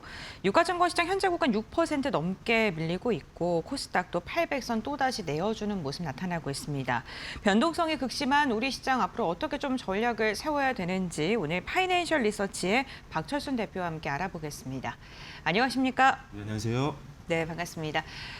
코스피가 하루 걸러 하루 사이 급등락을 좀 반복하고 있습니다. 6월부터 이어지는 이러한 변동성 장세 속에 투자자들도 엄청 큰 스트레스를 받고 계실 것 같은데요. 현재 우리 시장 지수 베팅이 가능할지도 앞으로의 방향성 어떻게 보시는지 궁금합니다. 일단 말씀해 주신 것처럼 지금 현재 국내 증시 같은 경우가 이제 어떻게 보면 전일 급등에 따른 이제 차익 매물도 좀 나온 게 있었지만 여전히 외국인들의 매도세가 이어지고 있는 그런 상황이고 전일 미국 증시에서도 이제 반도체에 대한 다시 한번 의구심이 다시 한번 제기가 되면서 관련된 종목들이 떨어졌던 것들이 오늘 시장에 급락을 이끌었던 모습이라고 보시면 될 것 같습니다. 결국 다만 이제 현재 국내 증시 같은 경우는 이익 대비했을 때 현재 PER이 역사적 저점 구간까지 내려온 상황이고 코스피 기준으로 봤을 때는 지금 121선에서 지금 지지선이 만들어지고 있는 모습들이 확인이 되고 있기 때문에 여기서 일부 반등이 나오는 시기에는 천천히 좀 담아가도 되는 전략이 필요하다라고 보고 있는 상황입니다. 현재 코스피의 12개월 선행 PER을 보면요. 지금 5배 수준까지 내려온 상황이기 때문에 역사적으로도 이런 적이 없었거든요. 금융위기 때보다 더 내려간 거니까요. 근데 실질적으로 금융위기 때는 경기 자체가 좋지 않았었지만 지금은 이익이 오히려 더 급격하게 늘어나고 있는 구간이기 때문에 밸류에이션 매력은 더욱더 높은 상황이다라고 보시면 될 것 같습니다. 일단 기본적으로 이제 7월달 이제 실적 발표가 본격적으로 시작이 되기 시작하면서 반도체뿐만이 아니라 뭐 전력기기라든지 조선이라든지 방산이라든지 화장품이라든지 실적이 잘 나오는 기업들이 계속적으로 이제 확인이 된다고 한다면 시장은 좀 반등이 나올 수 있을 걸로 보고 있고요. 다만 이제 결국 시장이 가장 지금 기다리고 있는 부분들 그리고 확인하고 싶어하는 부분들이 한 두 가지가 있는 것 같습니다. 첫 번째로 일단은 물가가 잘 잡히느냐에 대한 부분들인데 다행히 이번 주에 이제 CPI와 전일 PPI 같은 경우가 예상치를 하회하면서 물가 압력이 좀 약간은 완화됐다라는 건 긍정적인 요인이라고 보여지고요. 거기다 이제 추가적으로는 이제 우리가 기대해 볼 수 있는 부분들은 하이퍼스케일러의 실적 발표입니다. 일단 지금 계속적으로 이제 빅테크 기업들, 특히나 미국의 글로벌 기업들 자체가 이번 달에 대규모 실적 발표를 앞두고 있는 그런 상황인데 일단 뭐 지금 ASML 같은 경우가 유럽에서 이제 호실적을 발표를 했었죠. 그리고 TSMC도 역시나 뭐 매 월별로 매출 발표를 하기 때문에 실적에 대한 걱정은 거의 없는 상황이다라고 보시면 될 것 같습니다. 역시나 최대 실적까지도 바라볼 수 있는 그런 상황이고 그다음에 이제 한국 시간으로 가장 중요한 게 23일 날 우리나라 시간으로 오전 5시 반쯤에 구글이죠. 알파벳 실적 발표가 있는데 여기서 만약에 캐펙스 확대라든지 최소한 유지 정도만 나온다고 하더라도 시장의 어떤 가이던스가 상향 조정된다고 하면 현재 시장에 존재하는 이런 반도체 피크아웃이라든지 이런 것들에 대한 의심이 완벽하게 또 해소가 될 수 있는 가능성도 있다라는 판단입니다. 그래서 23일 날 알파벳 실적 발표가 굉장히 중요한 전환점이 될 수 있을 걸로 보고 있는 상황이고요. 다시 말해서 일단은 예상치를 하회한 소비자 물가들이 계속 확인이 되어야 되고 추가적으로 진학적 갈등도 좀 재완화가 되는 부분들이 필요할 것 같고요. 그다음에 방금 말씀드린 이번 달 말부터 하이퍼스케일러 실적 발표 때 캐펙스가 어느 정도 유지되거나 상향 조정된다라고 한다면 시장은 본격적인 반등을 할 수 있는 가능성이 있다라고 보여집니다.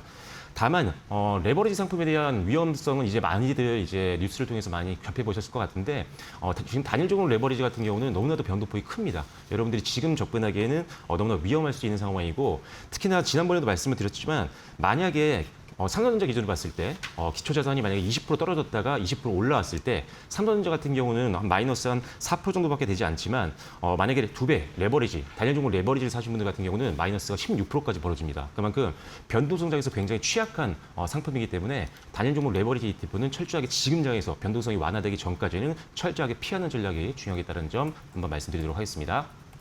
알겠습니다. 우리 시장에 지금 가장 주요한 건 반도체 투자가 지속될지 여부를 좀 체크해 봐야 된다라고 이야기해 주시면서 여전히 밸류에 대한 매력은 남아있는 시장이다라고 말씀을 해주셨습니다.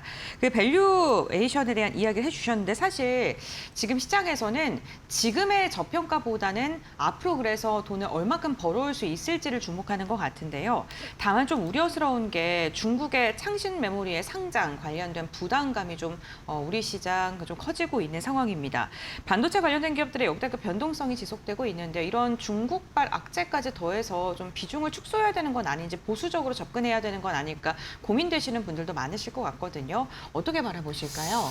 방금 말씀해 주신 것처럼 창신 메모리가 아무래도 경쟁 업체다 보니까 네. 뭐 상장을 하거나 아니면 투자를 한다는 거에 대해서 약간 부담을 느낄 수 있거든요. 하지만 일단은 기술 격차가 너무 큽니다. 캐파 규모도 굉장히 차이가 많이 나기 때문에 특히나 HBM 같은 이런 최첨단 반도체 같은 경우는 실질적으로 따라잡기가 굉장히 어렵습니다. 기술 격차가 워낙 벌어져 있는 상태이기 때문에 그래서 지금 걱정하고 있는 건 뭐냐면 창신 메모리가 어차피 디램 쪽, 범용 디램 쪽을 많이 공략을 할 걸로 예상하고 있어서 한 2년, 3년 뒤에는 창신 메모리와 디램 쪽에서 경쟁을 할 수 있는 부분들은 분명히 있지만 지금 상태에서 이익을 건드릴 정도의 어떤 사건은 아니라고 보여지고요. 그리고 ADR 상장 같은 경우도 뭐 어차피 미국 시장에 상장한다고 해서 회사의 가치가 올라가는 것 자체는 아니잖아요. 그렇죠. 네, 그래서 만약에 창신 메모리를 투자하고 있는 분들이 있었다면 ADR도 병행 투자하는 건 고려해 볼 수 있지만 두의 삼성전자와 SK하이닉스 그다음에 창신 메모리를 비교했을 때는 일단은 이익이라든지 기술력이라든지 이런 것들의 차이가 너무 크기 때문에 지금은 크게 걱정할 필요는 없을 것 같다라고 말씀드리겠습니다. 그리고 지금 삼성전자와 SK하이닉스가 너무나도 지금 많이 급락과 급등을 반복하고 있는 상황이고 역대급 이익 대비했을 때 저평가 구간이 있는 건 사실이거든요. 다만 앞서도 언급드린 것처럼 지금 시장의 피크아웃 우려를 잠재시켜야지만 본격적인 추세 반등이 나올 수 있다라고 볼 수가 있습니다. 그렇기 때문에 일단 뭐 실적에 대해서는 당연히 잘 나올 걸로 예상하고 있지만 기본적으로 앞서 말씀드린 이 캐펙스 확대 부분들, 그러니까 빅테크 기업들이 계속적으로 AI 데이터 센터라든지 이런 쪽으로 투자를 계속 확대할 것인가 이 부분들을 계속 확인을 해줘야 되는데 여전히 뭐 메타 같은 경우도 오히려 데이터 센터를 더 캐나다 쪽이라든지 이쪽에서 확대를 하고 있는 추세고 지금까지 나왔던 이런 빅테크 기업들의 뉴스들을 봤을 때는 공급 부족이 계속 이어질 가능성이 확실히 높다라고 보여지고요. 캐펙스가 줄어든다라는 쪽의 어떤 뉴스는 거의 확인이 되지 않고 있는 상황이기 때문에 지금 상황에서는 역시나 저평가 매력은 충분히 있는 그런 상황이라고 보여집니다. 그래서 제가 봤을 때는 이런 부분들이 좀 확인만 된다면 7월 저점으로 해서 이제 반등이 본격적으로 나올 수 있는 가능성이 있으니까요. 일단은 앞서 말씀드린 이런 구글이라든지 이런 빅테크 기업들의 실적 발표를 통해서 캐펙스가 어느 정도 확인이 됐을 때 그때가 본격적으로 비중을 늘리는 시기니까요. 지금은 약간은 가지고 있는 비중에서 너무 크게 비중을 늘리는 것보다는 일단 변동성 완화가 나올 수 있는 신호를 좀 기다리셨다가 신호가 확인이 되면 매수를 하시면 될 것 같고요. 그리고 양사 모두 다 지금 주주하는 정책에 대해서 적극적인 행보들을 이제 보여줄 걸로 예상하고 있기 때문에 이 또한 하반기 때 상승 모멘텀이 될 수 있다라고 보시면 좋을 것 같습니다. 너무 단기에 베팅하는 거는 좀 줄이시고요. 일단 중장기 베팅 자금이라면 지금도 충분히 접근은 가능하다는 판단입니다. 네, 알겠습니다. 단기 베팅보다는 중장기적인 관점에서 접근 가능성은 유효하다라고 말씀해 주셨는데 어쨌든 지난번에도 7월 달에 반도체 변동성은 극심할 것이다. 8월에 조금 더 눈여겨보는 게 좋겠다라고 말씀해 주셨던 만큼 이 부분도 좀 참고해 보시면 좋겠습니다. 물가지표 미국에서는 생각보다 좀 괜찮게 나오고 있습니다. 물가가 잡히는 모습도 확인되고 있고 전월과 비교했을 때 오히려 하락하는 모습까지도 나타나고 있는 상황인데요.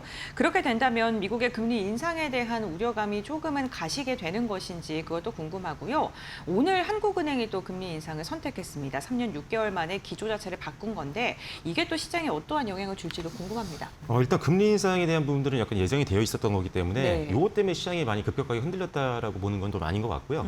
다만 일단은 지금 미국 시장의 금리 인상 기조가 굉장히 중요한 스탠스입니다. 그래서 굉장히 중요한데 일단 앞서도 언급드렸지만 이번 주에 CPI와 그다음에 PPI 그러니까 소비자 물가 지수와 생산자 물가 지수 같은 경우는 예상치를 하회를 했기 때문에 이제 물가 인상에 대한 압력은 많이 좀 완화가 됐구나라는 걸 우리가 확인은 일단 할 수가 있었습니다. 그래서 미국 같은 경우도 이번 달에 금리 인상 확률은 시장에서는 한 10% 정도밖에 안 된다라고 보고 있기 때문에 일단 이번 달 금리 인상에 대한 우려감은 좀 내려놔도 될 것 같다라는 판단이고요. 다만 더 중요한 건 사실 월말에 있는 PC입니다. PC 같은 경우는 사실 개인 소비 지수를 말하는데 이게 사실 미국 상무부에서 실질적으로 소비에 대한 부분들을 굉장히 광범위하게 평가를 하는 지표이기 때문에 실질적으로는 CPI보다 이 PC를 더 많이 확인을 합니다. 실질적으로 연준 같은 경우도 이 금리 인상에 대한 어떤 스탠스를 만들기 위해서는 이 PC를 더 많이 확인을 하고 데이터를 기반으로 하기 때문에 월말에 만약에 PC까지 좀 어느 정도 물가 압력이 좀 둔화됐다는 것들이 확인이 된다고 하면 일단 금리 인상에 대한 우려감은 좀 많이 낮아질 수 있으니까요. 일단은 PC까지는 좀 확인이 필요할 것 같다라고 보시면 될 것 같습니다. 네, 미국에서 발표가 되는 물가 지표를 좀 꼼꼼하게 살펴봐야 될 것 같습니다. 연준에서도 지금 물가가 잡혀야지 금리 인상에 대한 가능성이 줄어드는 만큼 지속적으로 확인을 해보셔야 될 것 같고요. 지금 우리 시장에 대한 부담감 그리고 세계 증시에 부담감을 주고 있는 게 물가인데 이 물가에 대해서도 영향을 크게 미치는 게 유가입니다. 유가 같은 경우에는 중동에 대한 불확실성이 다시금 커지면서 또다시 좀 상승세를 이어가고 있고요. 그에 대한 영향으로 정유주들이 좀 강세를 보이고 있습니다. 정유주들 지금 좀 접근해도 괜찮을지 대표님께서 어떻게 보실까요? 일단 결론부터 말씀을 드리면 네. 정유주라고 해서 뭐 다 좋은 건 아니거든요. 그쵸. 일단 중소형주 같은 경우는 실적이 잘 안 잡히는 경우들이 많기 때문에 단기적인 테마로 좀 보는 게 맞을 것 같고요. 일단은 지금 지정학적 리스크가 다시 한번 재부각이 되다 보니까 유가가 최근에 저점을 찍고 다시 또 반등 흐름이 나오다 보니 유가 상승 수혜주로 분류가 되고 있는 정유주들이 대부분 다 좋은 흐름들을 보여주고 있는 건 사실입니다. 일단 뭐 SK 이노베이션이라든지 SOL이라든지 GS 이런 종목들은 약간 추세가 계속 상향이 좀 나올 수 있을 가능성이 있기 때문에 대형주 같은 경우는 일단 수급적인 부담이 별로 없어서 일단 요 3사 같은 경우는 우리가 좀 매력적으로 볼 수 있지만 예를 들어 뭐 흥구석유라든지 이런 작은 기업들 같은 경우는 실적 기대치가 상대적으로 좀 낮기 때문에 단기 반등에 끝날 가능성이 높고 차익률이 혹시 흘러나온다라고 한다면 특히나 지정학적 리스크가 다시 완화되고 유가가 떨어지게 되면 급격하게 또 차익 매물로 흔들릴 가능성이 있습니다. 그래서 작은 종목들 같은 경우는 수익을 좀 빨리 챙기는 전략이 좀 필요할 것 같고요. 대형주 안에서는 역시나 제가 보고 있는 거는 SOL밖에 없는 것 같습니다. SOL은 뭐 전통적인 뭐 사실 GS라든지 SK 이노베이션 같은 경우는 다른 사업도 상당히 많은데 이 회사는 거의 정유주에 가깝죠. 그래서 SOL을 일단은 매력적으로 보고 있고 실질적으로 이 회사의 2분기 실적도 한 영업이익이 한 1조 정도 나올 걸로 예상하고 있거든요. 그래서 어닝 서프라이즈까지 기대가 되기 때문에 실적 시즌에도 상당히 적합한 종목이다라는 판단이고요. 추가적으로 이 윤활기유 사업 쪽이 굉장히 많이 실적이 올라가고 있습니다. 지금 영업이익 기준으로 2분기 때 한 4천억 원 정도까지 올라갈 걸로 예상을 하고 있는데 그 이유가 뭐냐면 글로벌 이 윤활기유를 만들고 있는 플랜트들의 공장이 차질이 많이 빚고 있어서 공급이 좀 제한이 되고 있는 상황입니다. 그래서 상대적으로 반사이익을 볼 수 있는 부분들이 있기 때문에 윤활기유 사업부가 올해 굉장히 기대감이 높다라는 점 참고하시면 좋을 것 같고요. 다음으로는 이 회사 같은 경우 사실 중동 문제가 생기면 석유주 같은 경우는 사실 원유를 수급하는 데 문제가 생길 수 있지 않을까라는 우려감이 있는데 이 회사는 최대 주주가 아람코입니다. 중동 쪽에서 아람코를 통해서 원유를 갖고 오기 때문에 굉장히 안정적인 수급도 가능하고 추가적으로 운반비라든지 이런 부분에서 상대적으로 훨씬 더 유리합니다. 그래서 기본적으로 이런 부분이 강점이기 때문에 대형주 3사 중에는 SOL을 탑픽으로 보는 게 실적이라든지 여러 가지 리스크에 강하다는 장점 때문에 더 우위로 보시는 게 더 좋을 것 같습니다. 네, SOE를 지금 정유주 관련된 중에서는 탑픽으로 좀 선정을 해주셨고요. 투자 포인트 정리해 주셨으니까 참고해 보시면 좋겠습니다. 기술주들이 전반적으로 변동성을 보이면서 실적 기대감이 있는 종목을 중심으로 해서 또 견조하게 버텨주는 장세가 나타나고 있습니다.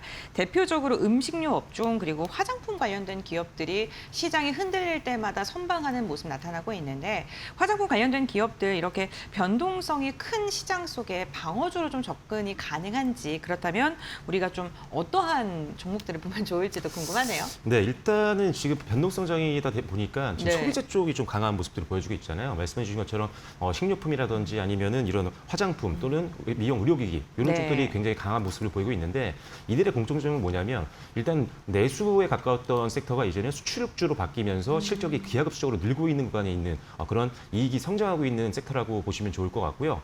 특히나 사실 AI 관련된 밸류체인 쪽으로 상반기 때 워낙 수급이 많이 쏠리다 보니까 상대적으로 주가가 많이 못 올랐던 것도 마찬가지입니다. 이익은 굉장히 역대급으로 지금 올라가고 있는 성장기에도 불구하고 주가는 반대로 갔다는 거죠. 그래서 지금 변동성장에서 AI에 들어갔던 쏠림됐던 종목들 같은 경우가 지금 나오는 차익 매물들이 이런 소비재 쪽으로 많이 이동을 하고 있다. 그래서 이건 굉장히 자연스러운 현상이라고 보여지고요. 이런 흐름들은 추세적으로 계속 이어질 가능성도 높다라는 생각입니다. 일단은 화장품 수출 같은 경우는 6월 달 화장품 수출을 보면요. 전년 동기 대비해서 한 40% 이상 급증하는 모습들을 이미 우리가 확인할 수 있었기 때문에 전반적인 화장품주들 수출을 기반으로 해서 2분기 때 실적이 굉장히 잘 나올 수 있어서 실적 시즌에도 역시나 관심이 쏠릴 수밖에 없는 그런 상황이다라고 보시면 될 것 같고요. 그다음에 역시나 뭐 방한 외국인들이 굉장히 늘어나고 있기 때문에 내수 시장도 굉장히 활성화가 많이 됐습니다. 특히나 5월 달에도 역대급 방한 외국인들을 확인했을 정도로 현재 2분기 실적에 대한 기대치가 그 어느 때보다 높아져 있는 상황이다라고 보시면 될 것 같고요. 그다음에 지난 이제 10월 달에 미국에 처음으로 이제 K-뷰티 관련된 ETF가 상장될 수 있다라는 기대감까지 올라오고 있는 상황입니다. 왜냐하면 지금 투자 설명서를 제출을 한 게 10일 날 뉴스화 됐었거든요. 이게 실질적으로 이제 미국 시장에 K-뷰티 관련된 ETF가 상장이 된다라고 한다면 당연히 기관들 자금들이 더 편하게 들어올 수가 있기 때문에 이게 추세적으로 좀 장기간 주가를 끌어올릴 수 있는 모멘텀도 될 수 있기 때문에 미국 ETF가 상장이 되는지 여부도 한번 여러분들이 꼭 계속적으로 체크해 보시면 좋을 것 같습니다. 네, 지금 화장품 관련된 기업들 ETF 그 뷰티 관련 쪽 미국에서 상장되게 된다면 관련해서 또 재투자에 대한 이야기까지 나오고 있는 만큼 그 모멘텀까지 확인해 보면 좋겠다라고 이야기를 해주셨고 소비 관련된 기업들 방어주의 역할을 당분간은 더 지속될 가능성이 큽니다. 조선주들 같은 경우에는요 캐나다 관련된 그 악재 속에서 좀 크게 흔들렸다가 이번에는 오히려 그게 기회다. 미국 쪽에서 러브콜을 보내는 만큼 이를 좀 활용해야 된다 이야기 나오고 있고 미국에서 지금 해군 관련된 이슈도 좀 이야기가 나오고 있습니다.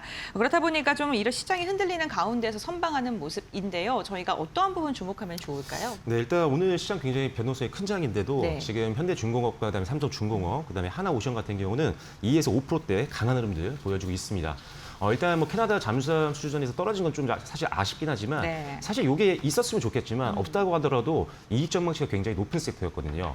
일단 기본적으로 오늘 오르는 이유는 역시나 트럼프의 발언들 때문이었던 것 같습니다. 지금 해외 협력 기업들, 특히 해외 협력 우호 국가들, 특히나 한국과 같은 기업들을 통해서 지금 배를 들어올 생각이 있다. 그리고 외부에서 만든 것도 가져올 의향이 있다. 이런 내용들을 발표를 했기 때문에 조선주 투심에는 굉장히 좋은 영향을 줬다라고 보여지고요.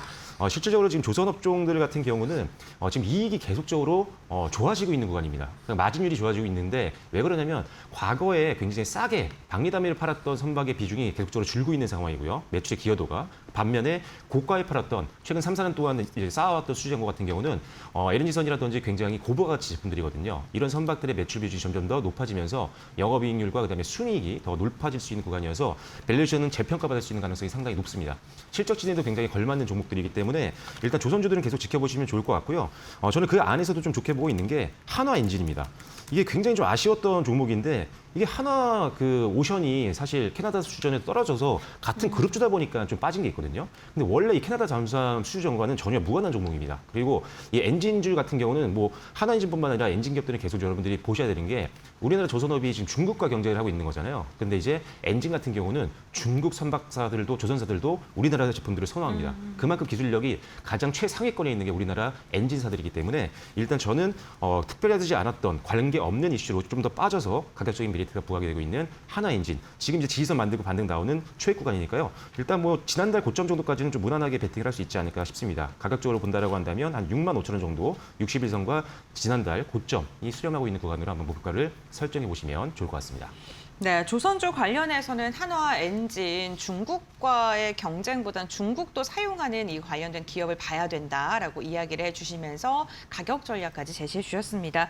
오늘 우리 시장 급락세가 이어지면서 오후장까지 힘이 좀 지속적으로 빠지고 있는데요. 현재 시장 국내 증시뿐만 아니라 일본과 상해 모두 다 좀 빠지고 있는 상황입니다. 전반적으로 시장의 위축 국면에 들어갔는데 다만 지금 미국 선물 시장이 강보합권 수준으로 좀 올라서 있는 만큼 내일장에 대한 전략도 좀 꼼꼼하게 세우시면서 변동성 장세 수익을 극대화할 수 있는 전략 저희와 함께 알아보시면 좋겠습니다. 박철순 대표와 이야기 나눠봤고요. 오늘 말씀은 여기까지 듣도록 하겠습니다. 고맙습니다.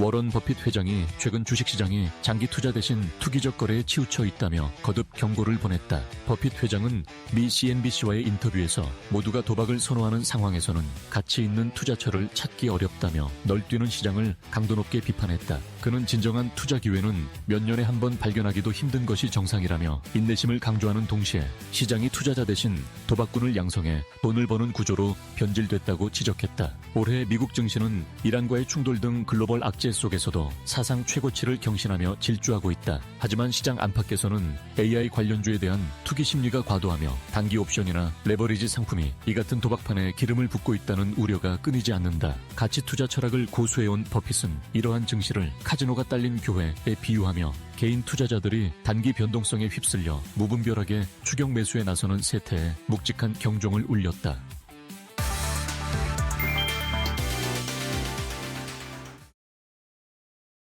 네, 7월 16일 목요일 장마감 동시호가 구간에 들어와 있습니다. 라스트 찬스 함께 하실 시간이고요. 오늘은 독립리서치 P&J 손창현 팀장 모셨습니다. 어서 오세요. 네, 안녕하십니까. 네, 이렇게 하루 걸러 하루로 우려와 기쁨이 교차해 나가는 시장인데 너무나 변동성이 컸습니다. 오늘도 시장 어떻게 분위기 보셨을까요? 이제 미국 시장이 강세로 마감을 했음에도 불구하고 그러니까요. 이 흐름이 그대로 좀 이어지지 않아서 좀 안타까운 부분들이 없지 않아 있습니다. 어제 이제 미국 시장을 좀 간단히 보면 M7이 대형주 기반으로 상승을 했고 나스닥, 다우, S&P 모두 강세로 마감이 돼서 우리나라도 장 초반에 좀 긍정적으로 시작할 가능성이 높지 않겠느냐라고 생각을 했는데 마이크론 테크놀로지가 하락을 좀 크게 하면서 우리나라 시장에 좀 영향을 미쳤다라고 봐야 될 것 같습니다. 하락한 이유는 여러 가지가 있는데 가장 처음은 그거 같아요. 창신 메모리가 IPO를 준비를 하면서 이제 본격적인 증설 투자에 힘을 쓰겠다라고 하는 얘기가 있는 것 같습니다. 만약에 이제 창신 메모리가 지금 메모리 시장 점유율이 8% 정도가 되는데요.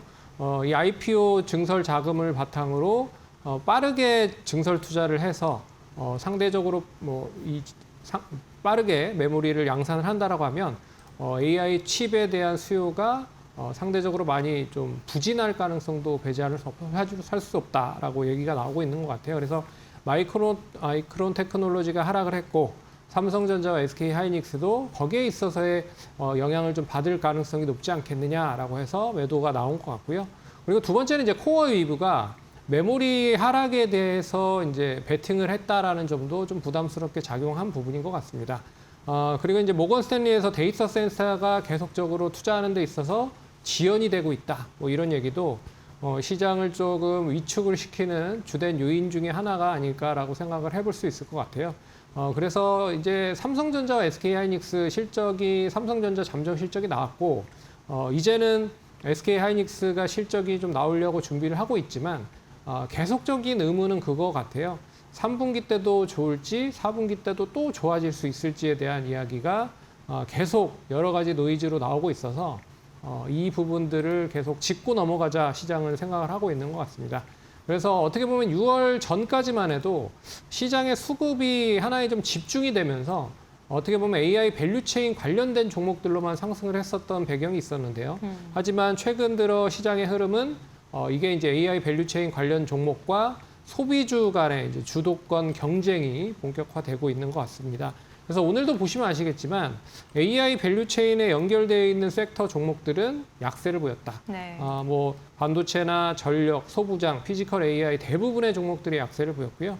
반면에 이제 소비주라고 할 수 있는 이제 화장품 관련된 종목이라든지 편의점, 음식료 관련된 종목들, 그리고 최근에는 이제 애국픽이라고 해서 뭐 관련된 종목들이 상승을 하고 있습니다. 뭐 모나민 오늘 거래가 되지는 않고 있지만 결국에는 뭐 형지 엘리트나 주연테크 같은 뭐 애국픽 관련된 그런 테마주 종목들만 강세를 보이면서 시장에 대한 그런 하락과 좀 뭐 부연하는 그런 모습을 보였다라는 게 좀 특징적이라고 볼 수가 있을 것 같고요. 오늘도 역시나 이제 개인이 나홀로 매수를 했다라는 점은 어제는 외국인과 기관이 매수를 했지만 오늘은 개인 혼자 또 매수를 했다라는 점.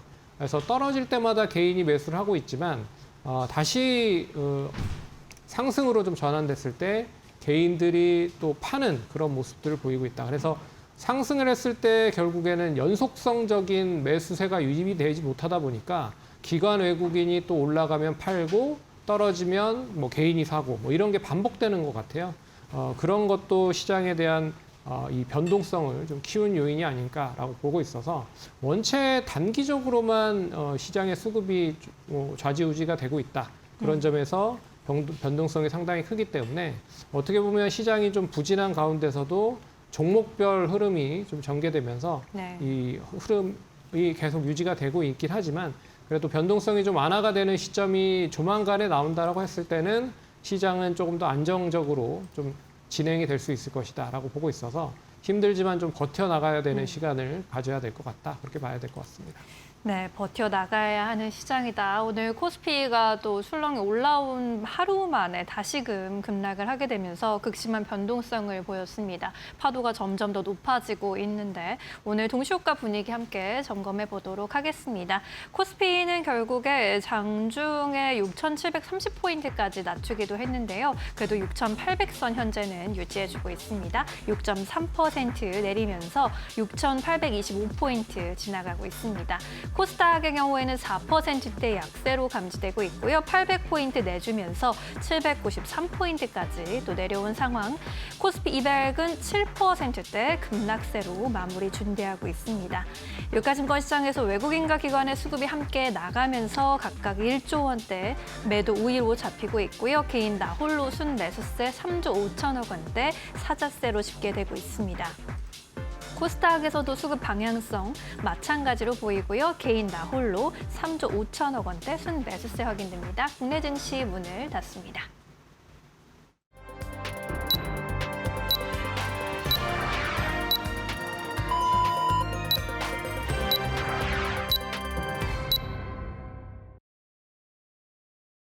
목요일장 우리 시장 마무리가 됐습니다. 오늘 국내 증시는 반도체 기업들의 급락세로 시장 전체가 하방 압력을 크게 받는 듯한 모습 나타났는데요. 창신 메모리의 상장 우려감 속에 SK하이닉스와 삼성전자가 장 막판까지 힘을 쓰지 못하는 모습이 나타나기도 했습니다. 트레이딩 뷰를 통해서 조금 더 자세한 종목별 마감 상황 함께 확인해 보시죠. 최근에 반도체 기업들의 변동성이 확대되면서 하루 걸러 하루 사이 시장에 급반등이 나오고 있습니다. 있습니다. 오늘 같은 경우에는 급락세가 이어지면서 결국에는 삼성전자, SK하이닉스 8%, 11% 약세를 그리면서 마감을 했고요. SK스퀘어 역시나 하이닉스와 연동돼서 움직임을 가져가는데 오늘 12%가량 빠지면서 종가를 체결했습니다. 기판과 MLCC 관련된 기업들도 전반적으로 투자 심리가 위축되는데요. 삼성전기 그리고 LG이노텍 일제히 하락을 하는 모습이었습니다. 하지만 중동에 대한 노이즈가 점점 더 격화가 될수록 오늘 방산 관련된 기업들의 움직임은 긍정적이었습니다. 하나 에어로스페이스가 1% 넘게 상승했고 한국항공우주 역시나 상승 마감하는 데 성공을 했습니다. 여기에다가 오늘 조선 관련된 기업들은 미국의 해군력의 증강 소식이 전해지면서 기대감 속에 매수세가 들어왔는데요. 하나오션이 시가총액 상위 종목 가운데 가장 큰 상승폭을 그리면서 마감하는 데 성공했고요. HD현대중공업과 HD한국조선해약, 삼성중공업까지 일제의 조선주들이 상승하면서 마감하는 데 성공을 했습니다. 증권주들은 시장 급락과 함께 연동되면서 전반적으로 빠졌습니다만 보험사들의 분위기 그리고 은행과 관련된 기업들은 긍정적이었습니다. 한국은행이 기준금리 인상이라는 카드를 꺼내드렸는데 이때 실적에 대한 기대감이 은행과 그리고 보험 관련된 기업들로 이어지면서 전반적으로 오는 긍정적인 방향성 보여줬고요. 특히나 삼성화재가 5%에 가까운 상승, 우리금융지주도 시장 대비 선방하는 모습이 나타났습니다. 또한 경기 방어주 역할을 하고 있는 음식료품이 오늘도 선방을 해줬었는데요. KTNG가 4% 넘게 상승했고요. 실적 기대감이 있는 아모레퍼시픽과 APL 화장품 기업들도 1에서 2%, 그리고 음식료품 가운데에서 오리온이 1%가량 상승했습니다. 정유주들의 분위기도 좋았습니다. 중동의 이슈가 지속되는 가운데 정제 마진에 대한 기대감이 큰 S-오일과 SK이노베이션이 3%가량 상승했고요. 오늘 시총 안에서는 기아의 움직임이 굉장히 긍정적이었는데요. 판매량 증가에 대한 기대감 그리고 피지컬 AI 신차 효과에 대한 기대감까지 더해지면서 3%가량 상승했습니다. 특히나 현대차그룹이 보스턴 다이나믹스의 흡수와 관련된 이야기가 나오면서 그 기대감 또한 커지고 있는 모습인데요. 다만 시장의 전반적인 분위기가 경색되면서 현대차는 오늘 2%가량 빠진 채 종가를 체결했습니다. 다음으로는 코스닥의 마감 상황 함께 살펴보도록 하겠습니다. 오늘 코스닥 같은 경우에는 전반적인 분위기가 빠진 채 마감한 종목이 현저하게 많은 것으로 확인되고 있는데요. 우선 2차 전지 관련된 기업들의 분위기는 좋지 않았습니다. 에코프로 그룹주들 일제 7%가량 빠졌고요. 삼성과 SK하이닉스가 하락한 만큼 반도체 소부장 그리고 로봇 관련된 기업들의 움직임도 경색이 됐습니다. 레인보우 로보틱스가 7%가량 하락했고요. 로보티즈가 두 자릿대 약세, 이오테크닉스도 무려 10%가량 조정을 받았습니다. 하지만 일부 제약바이오 관련된 기업들은 힘을 내주는 모습이었고요. HLB가 전일에 이어서 오늘까지로 시세를 이어가면서 1%가량 상승했고요. 파마 리서치가 2%, ST팜과 올릭스도 오늘 상승 마감하는 데 성공을 했습니다. 특히나 미용 관련된 기업들은요. 실적에 대한 기대감이 여전히 좀 뜨거운 상황인데요. 오늘 파마 리서치가 시장 대비 선방해 줬다는 점도 참고해 보시면 좋겠습니다. 네, 오늘 전체적으로 기술주와 성장주들의 분위기가 그다지 좋지는 않았습니다. 그렇다면 지수는 어떻게 마감됐는지 확인해 보겠습니다. 신민영 앵커 전해주시죠. 네, 목요일 지수 마감 상황 함께 짚어보도록 하겠습니다. 오늘 양시장 장중에 동반해서 매도 사이드카가 또 발동되기도 했었죠. 코스피와 코스닥 급락 마감했습니다. 코스피 지수는 전거래일 대비 463포인트 하락하면서 6%대 급락세 그렸고요. 6,820.6포인트 기록했습니다. 오늘 장 초반에 6,700포인트까지 초점 맞추기도 하는 모습. 코스닥의 경우에는 4%대 급락세 그리면서 40포인트 가까이 하락했습니다. 코스닥의 경우에도 786포인트까지 저점을 나타내기도 했습니다. 코스피 200까지 급락하는 모습들 확인이 됐습니다. 오늘 유가증권 시장에서 수급 상황 함께 보시면요. 외국인과 기관의 물량이 함께 출해 나갔습니다. 기관이 2조 3천억 원대 매도 우위 나타냈고요. 외국인도 1조 3천억 원대 동반 팔자세 기록했습니다. 이런 가운데 개인 나홀로 순매수세 그렸고요. 3조 6천억 원대 물량을 들였습니다. 이어서 코스닥 시장의 매매 동향도 비슷하게 흘러갔습니다. 외국인이 3천억 원대, 기관이 1,500억 원대 매도 우위를 나타냈고요. 개인이 4천억 원대 사자세 나타냈습니다. 이어서 오늘 외국인의 순매수 상위 종목들 이어서 살펴보도록 하겠습니다. 1위에 현대차 올라와 있습니다. 현대차가 이번 달 들어서 이번 주 내내 꾸준히 외국인의 순매수 상위 종목에 이름을 올리고 있는데요. 보스턴 다이내믹스 지분 100%를 취득하면서 피지컬 AI 강화에 한층 더 다가섰다는 평가 받고 있습니다. 이 밖에 삼성생명과 삼성물산과 같은 삼성 계열사 종목들 자리했고요. 두산 지주사까지 올라왔습니다. K뱅크와 같은 은행주들도 오늘 외국인의 수급 가져갔습니다. 코스닥 안에서는 알테오젠과 삼천당 제약, ABL바이오, 리가켄바이오까지 제약바이오 종목들이 포진해 있고요. 오늘 전반적으로 주가는 하락을 면치 못했지만 그래도 외국인의 저가 매수세 유입됐습니다. PSK홀딩스까지 반도체 소부장단으로도 수급이 번져가는 모습이었습니다. 이 안에서 오늘 K뱅크 체크해보고 가도록 하겠습니다. 오늘 한국은행이 기준금리 인상을 단행한 가운데 K뱅크와 같은 인터넷이나 중소형 은행사들로 매기가 더 번져가는 모습도 확인이 됐습니다. 이제 기준금리 인상 국면에서 실적 개선 기대감, 저평가 해소에 대한 이야기들 나오면서 주목받는 흐름이었고요. K뱅크 오늘 장 초반에 6,840원까지 고점 터치하기도 했습니다. 결국 종가 기준으로도 11%대 급등세 연출했고요. 6,390원에 종가 체결했습니다. 네, 오늘 이어서 기관이 선택한 종목들도 살펴보도록 하겠습니다.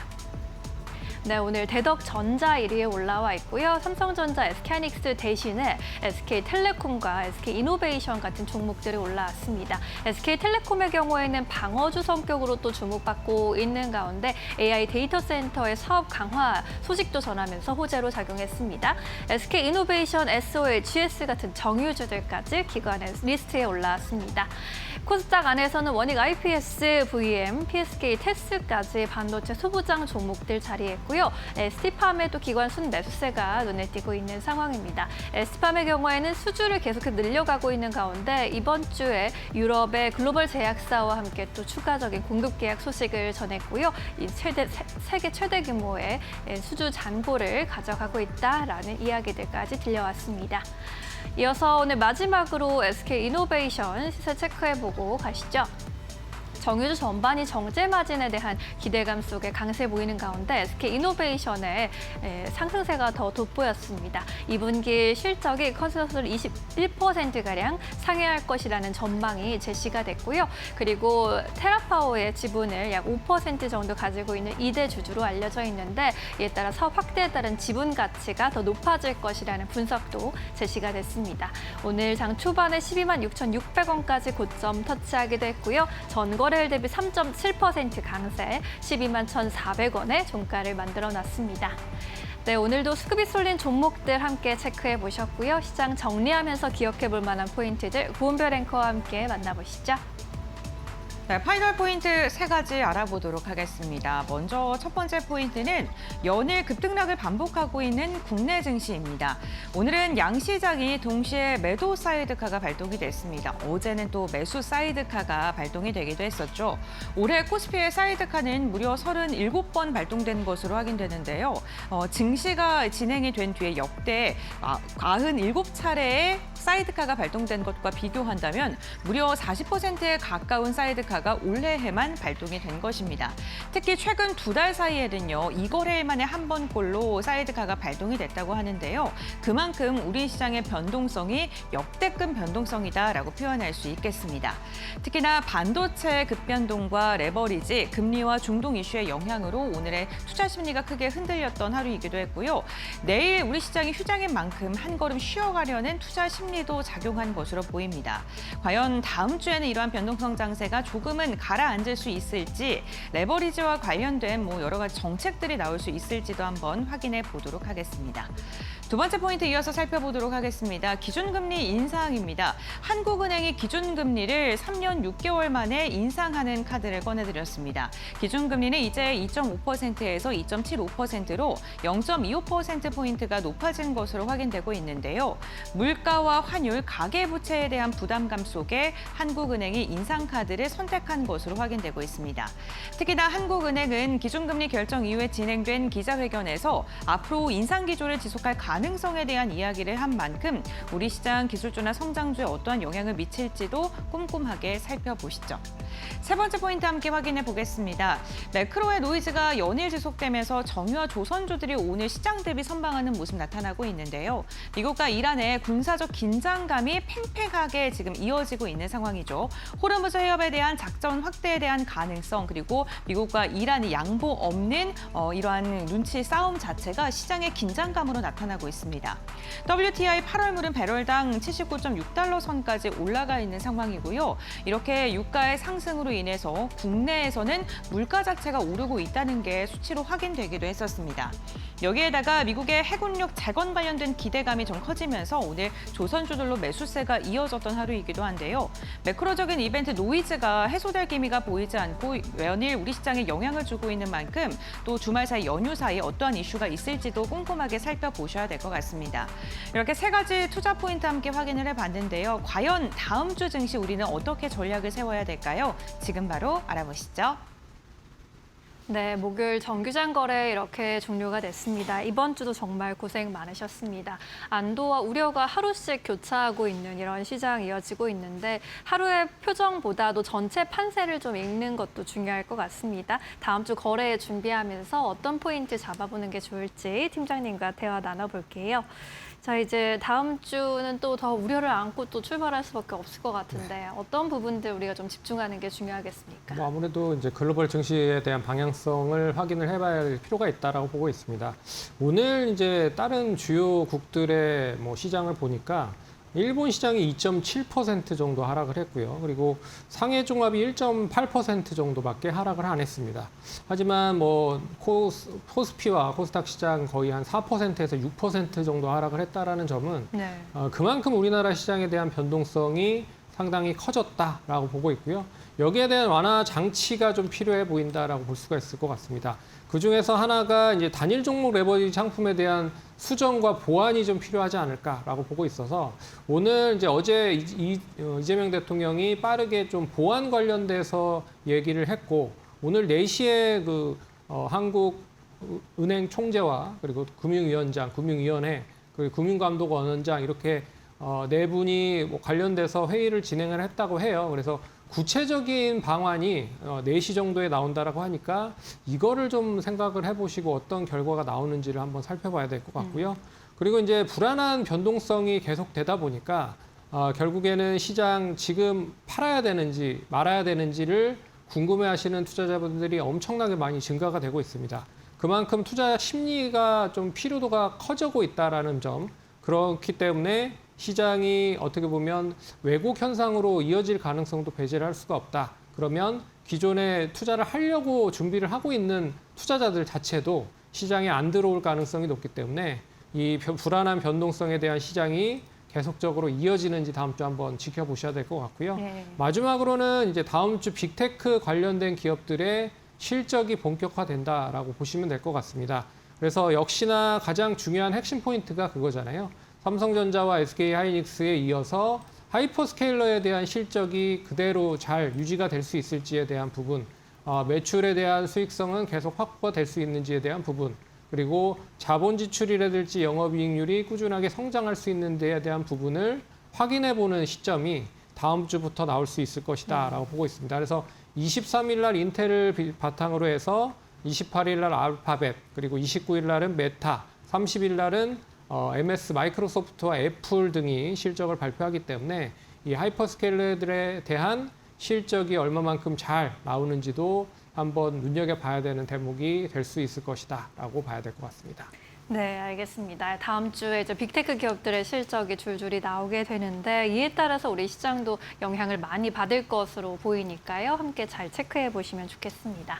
자, 이제 다음 주 시장에서 우리가 또 주목해 볼 만한 종목을 알려주셔야 되는데 오늘은 어떤 종목 골라주셨을까요? 네, 앞에서 잠깐 얘기해드렸지만 이제 소비주들이 뭐 2분기 실적을 바탕으로 해서 좀 단기적으로 관심을 받을 가능성이 높지 않을까 그렇게 보고 있어서 GS 리테일을 좀 관심 있게 보자라고 가져왔습니다. 예. 역시 이제 외국인 관광객이 엄청나게 많이 증가가 되고 있죠. 우리나라에 와서 할 수 있는 부분은 화장품이라든지 미용 관련된 제품들을 사는 것도 있지만 편의점을 이용을 하는 것도 없지 않아 네. 있다라는 점. 그래서 소비 관련된 부분에 있어서의 계속 매출이 확대되고 있다라는 점이 긍정적이라고 볼 수가 있을 것 같고요.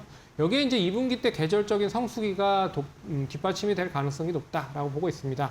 편의점에 가장 크게 많이 판매가 되는 품목 중에 하나가 음료와 빙과류입니다. 그런 그렇죠. 점에서 2분기에 시점으로 해서 3분기 때까지 여름 성수기가 도래가 된다라는 점은 실적을 뒷받침을 해줄 수 있는 계절적인 성수기까지 맞닥뜨리고 있다라고 볼 수가 있을 것 같기 때문에 관심 있게 봐야 될 것 같고요. 여기에 이제 자회사라고 할 수 있는 GS 슈퍼라든지 그리고 GS 홈쇼핑도 실적이 좀 안정적으로 회복이 되고 있는 상황이다라고 보고 있어서 관심 있게 봐야 되지 않을까. 그래서 올해 실적 가이던스를 봤을 때는 PER 기준으로 한 10배 수준밖에 되지 않는다라고 좀 보고 있어서 그렇다라고 하면 소비주고 계절적인 성수기가 뒷받침이 되고 실적까지 안정적이라고 하면 이제는 좀 관심 있게 봐야 될 필요가 있지 않을까 그렇게 보고 있고요. 네. 특히나 동사 같은 경우에는 결국에 이제 소비 관련된 종목들의 특징은 오늘같이 이런 시장이 부진했을 때 지수 방어적인 성격으로 올라가는 부분들이 없지 않아 있기 때문에 되레 또 AI 밸류 체인에 있는 종목들이 상승을 하면 이런 소비주들이 좀 약세를 보일 가능성도 배제할 수 없다. 하지만 2분기를 바탕으로 해서 하반기까지 안정적인 실적에 대한 우상향을 만들 수 있는 기조가 있기 때문에 그런 점에서 관심 있게 봐야 될 필요가 있지 않을까 그렇게 보고 있습니다. 그래서 1차적인 목표가는 오늘 26,400원 정도로 마감이 되려고 준비를 하고 있는 것 같은데요. 한 26,000원 내외에서는 충분히 매수 가능하다라고 볼 수가 있을 것 같고 앞선 고점이 29,950원입니다. 여기는 돌파를 하면서 1차적인 목표가 3만 원 한번 제시해 드릴 테니까 참고하시면 좋을 것 같고요. 손절가는 23,400원 제시해 보도록 하겠습니다. 네, GS 리테일 편의점 관련주 짚어주셨는데 외국인 관광객이 증가하면서 즉 간접적인 수혜가 기대된다라고 짚어주셨습니다. SNS에서 보니까 외국인들이 한국에 가서 꼭 먹어야 하는 편의점 음료수 하면서 여러 가지 음료를 섞어서 제조하고 이런 레시피가 또 유행하기도 하더라고요. 우리나라에서 유행하지 않는 것들을 외국인들이 또 유행하는 것을 만드는 그런 모습도 있었습니다. 관련해서 또 어떤 매출이 증가세가 나타날지 또 여름이기도 하니까요. 음료, 빙과류 매출에 대해서도 함께 짚어보시면 좋을 것 같습니다. 목표가 3만 원까지도 제시해 주셨다는 점 참고해 보시면 좋겠습니다. 자, 이제 다음 주 시장 한마디 여쭤보도록 할게요. 다음 주 또 준비하면서 어떤 메시지 가져가는 게 좋을까요? 시장이 엄청나게 좀 어렵습니다. 매매하기도 쉽지는 않을 거라고 좀 보고 네. 있고 그리고 솔직히 이제 손실이 크신 분들은 다시 매매로 좀 복구를 하려고 준비를 많이 하시는 것 같아요. 근데 지금 시장 보시면 아시겠지만 굳이 매매가 정답일까라고 생각을 해볼 필요가 있는 시점인 것 같습니다. 네. 그래서 굳이 매매가 정답은 아니라고 생각을 하고 있어서 매매보다 더 중요한 거는 멘탈 관리가 되지 않을까 그렇게 보고 있어서 쉬는 것도 하나의 전략이고 어떻게 보면 강한 자가 살아남는 게 아니라 살아남는 자가 강한 거다라고 시장을 좀 되짚어서 다시 한번 생각을 할 수 있는 시간이 됐으면 좋겠습니다. 네, 좋습니다. 매매가 꼭 정답은 아니다. 지금은 또 버티는 것도 전략이 될 수 있다라고 이야기해 주셨는데 다음 주엔 또 버틴 만큼 조금 더 웃을 수 있는 시장이 많이 펼쳐지기를 좀 기대해 보겠습니다. 팀장님과는 여기서 인사드려야겠네요. 오늘도 자세한 설명 고맙습니다.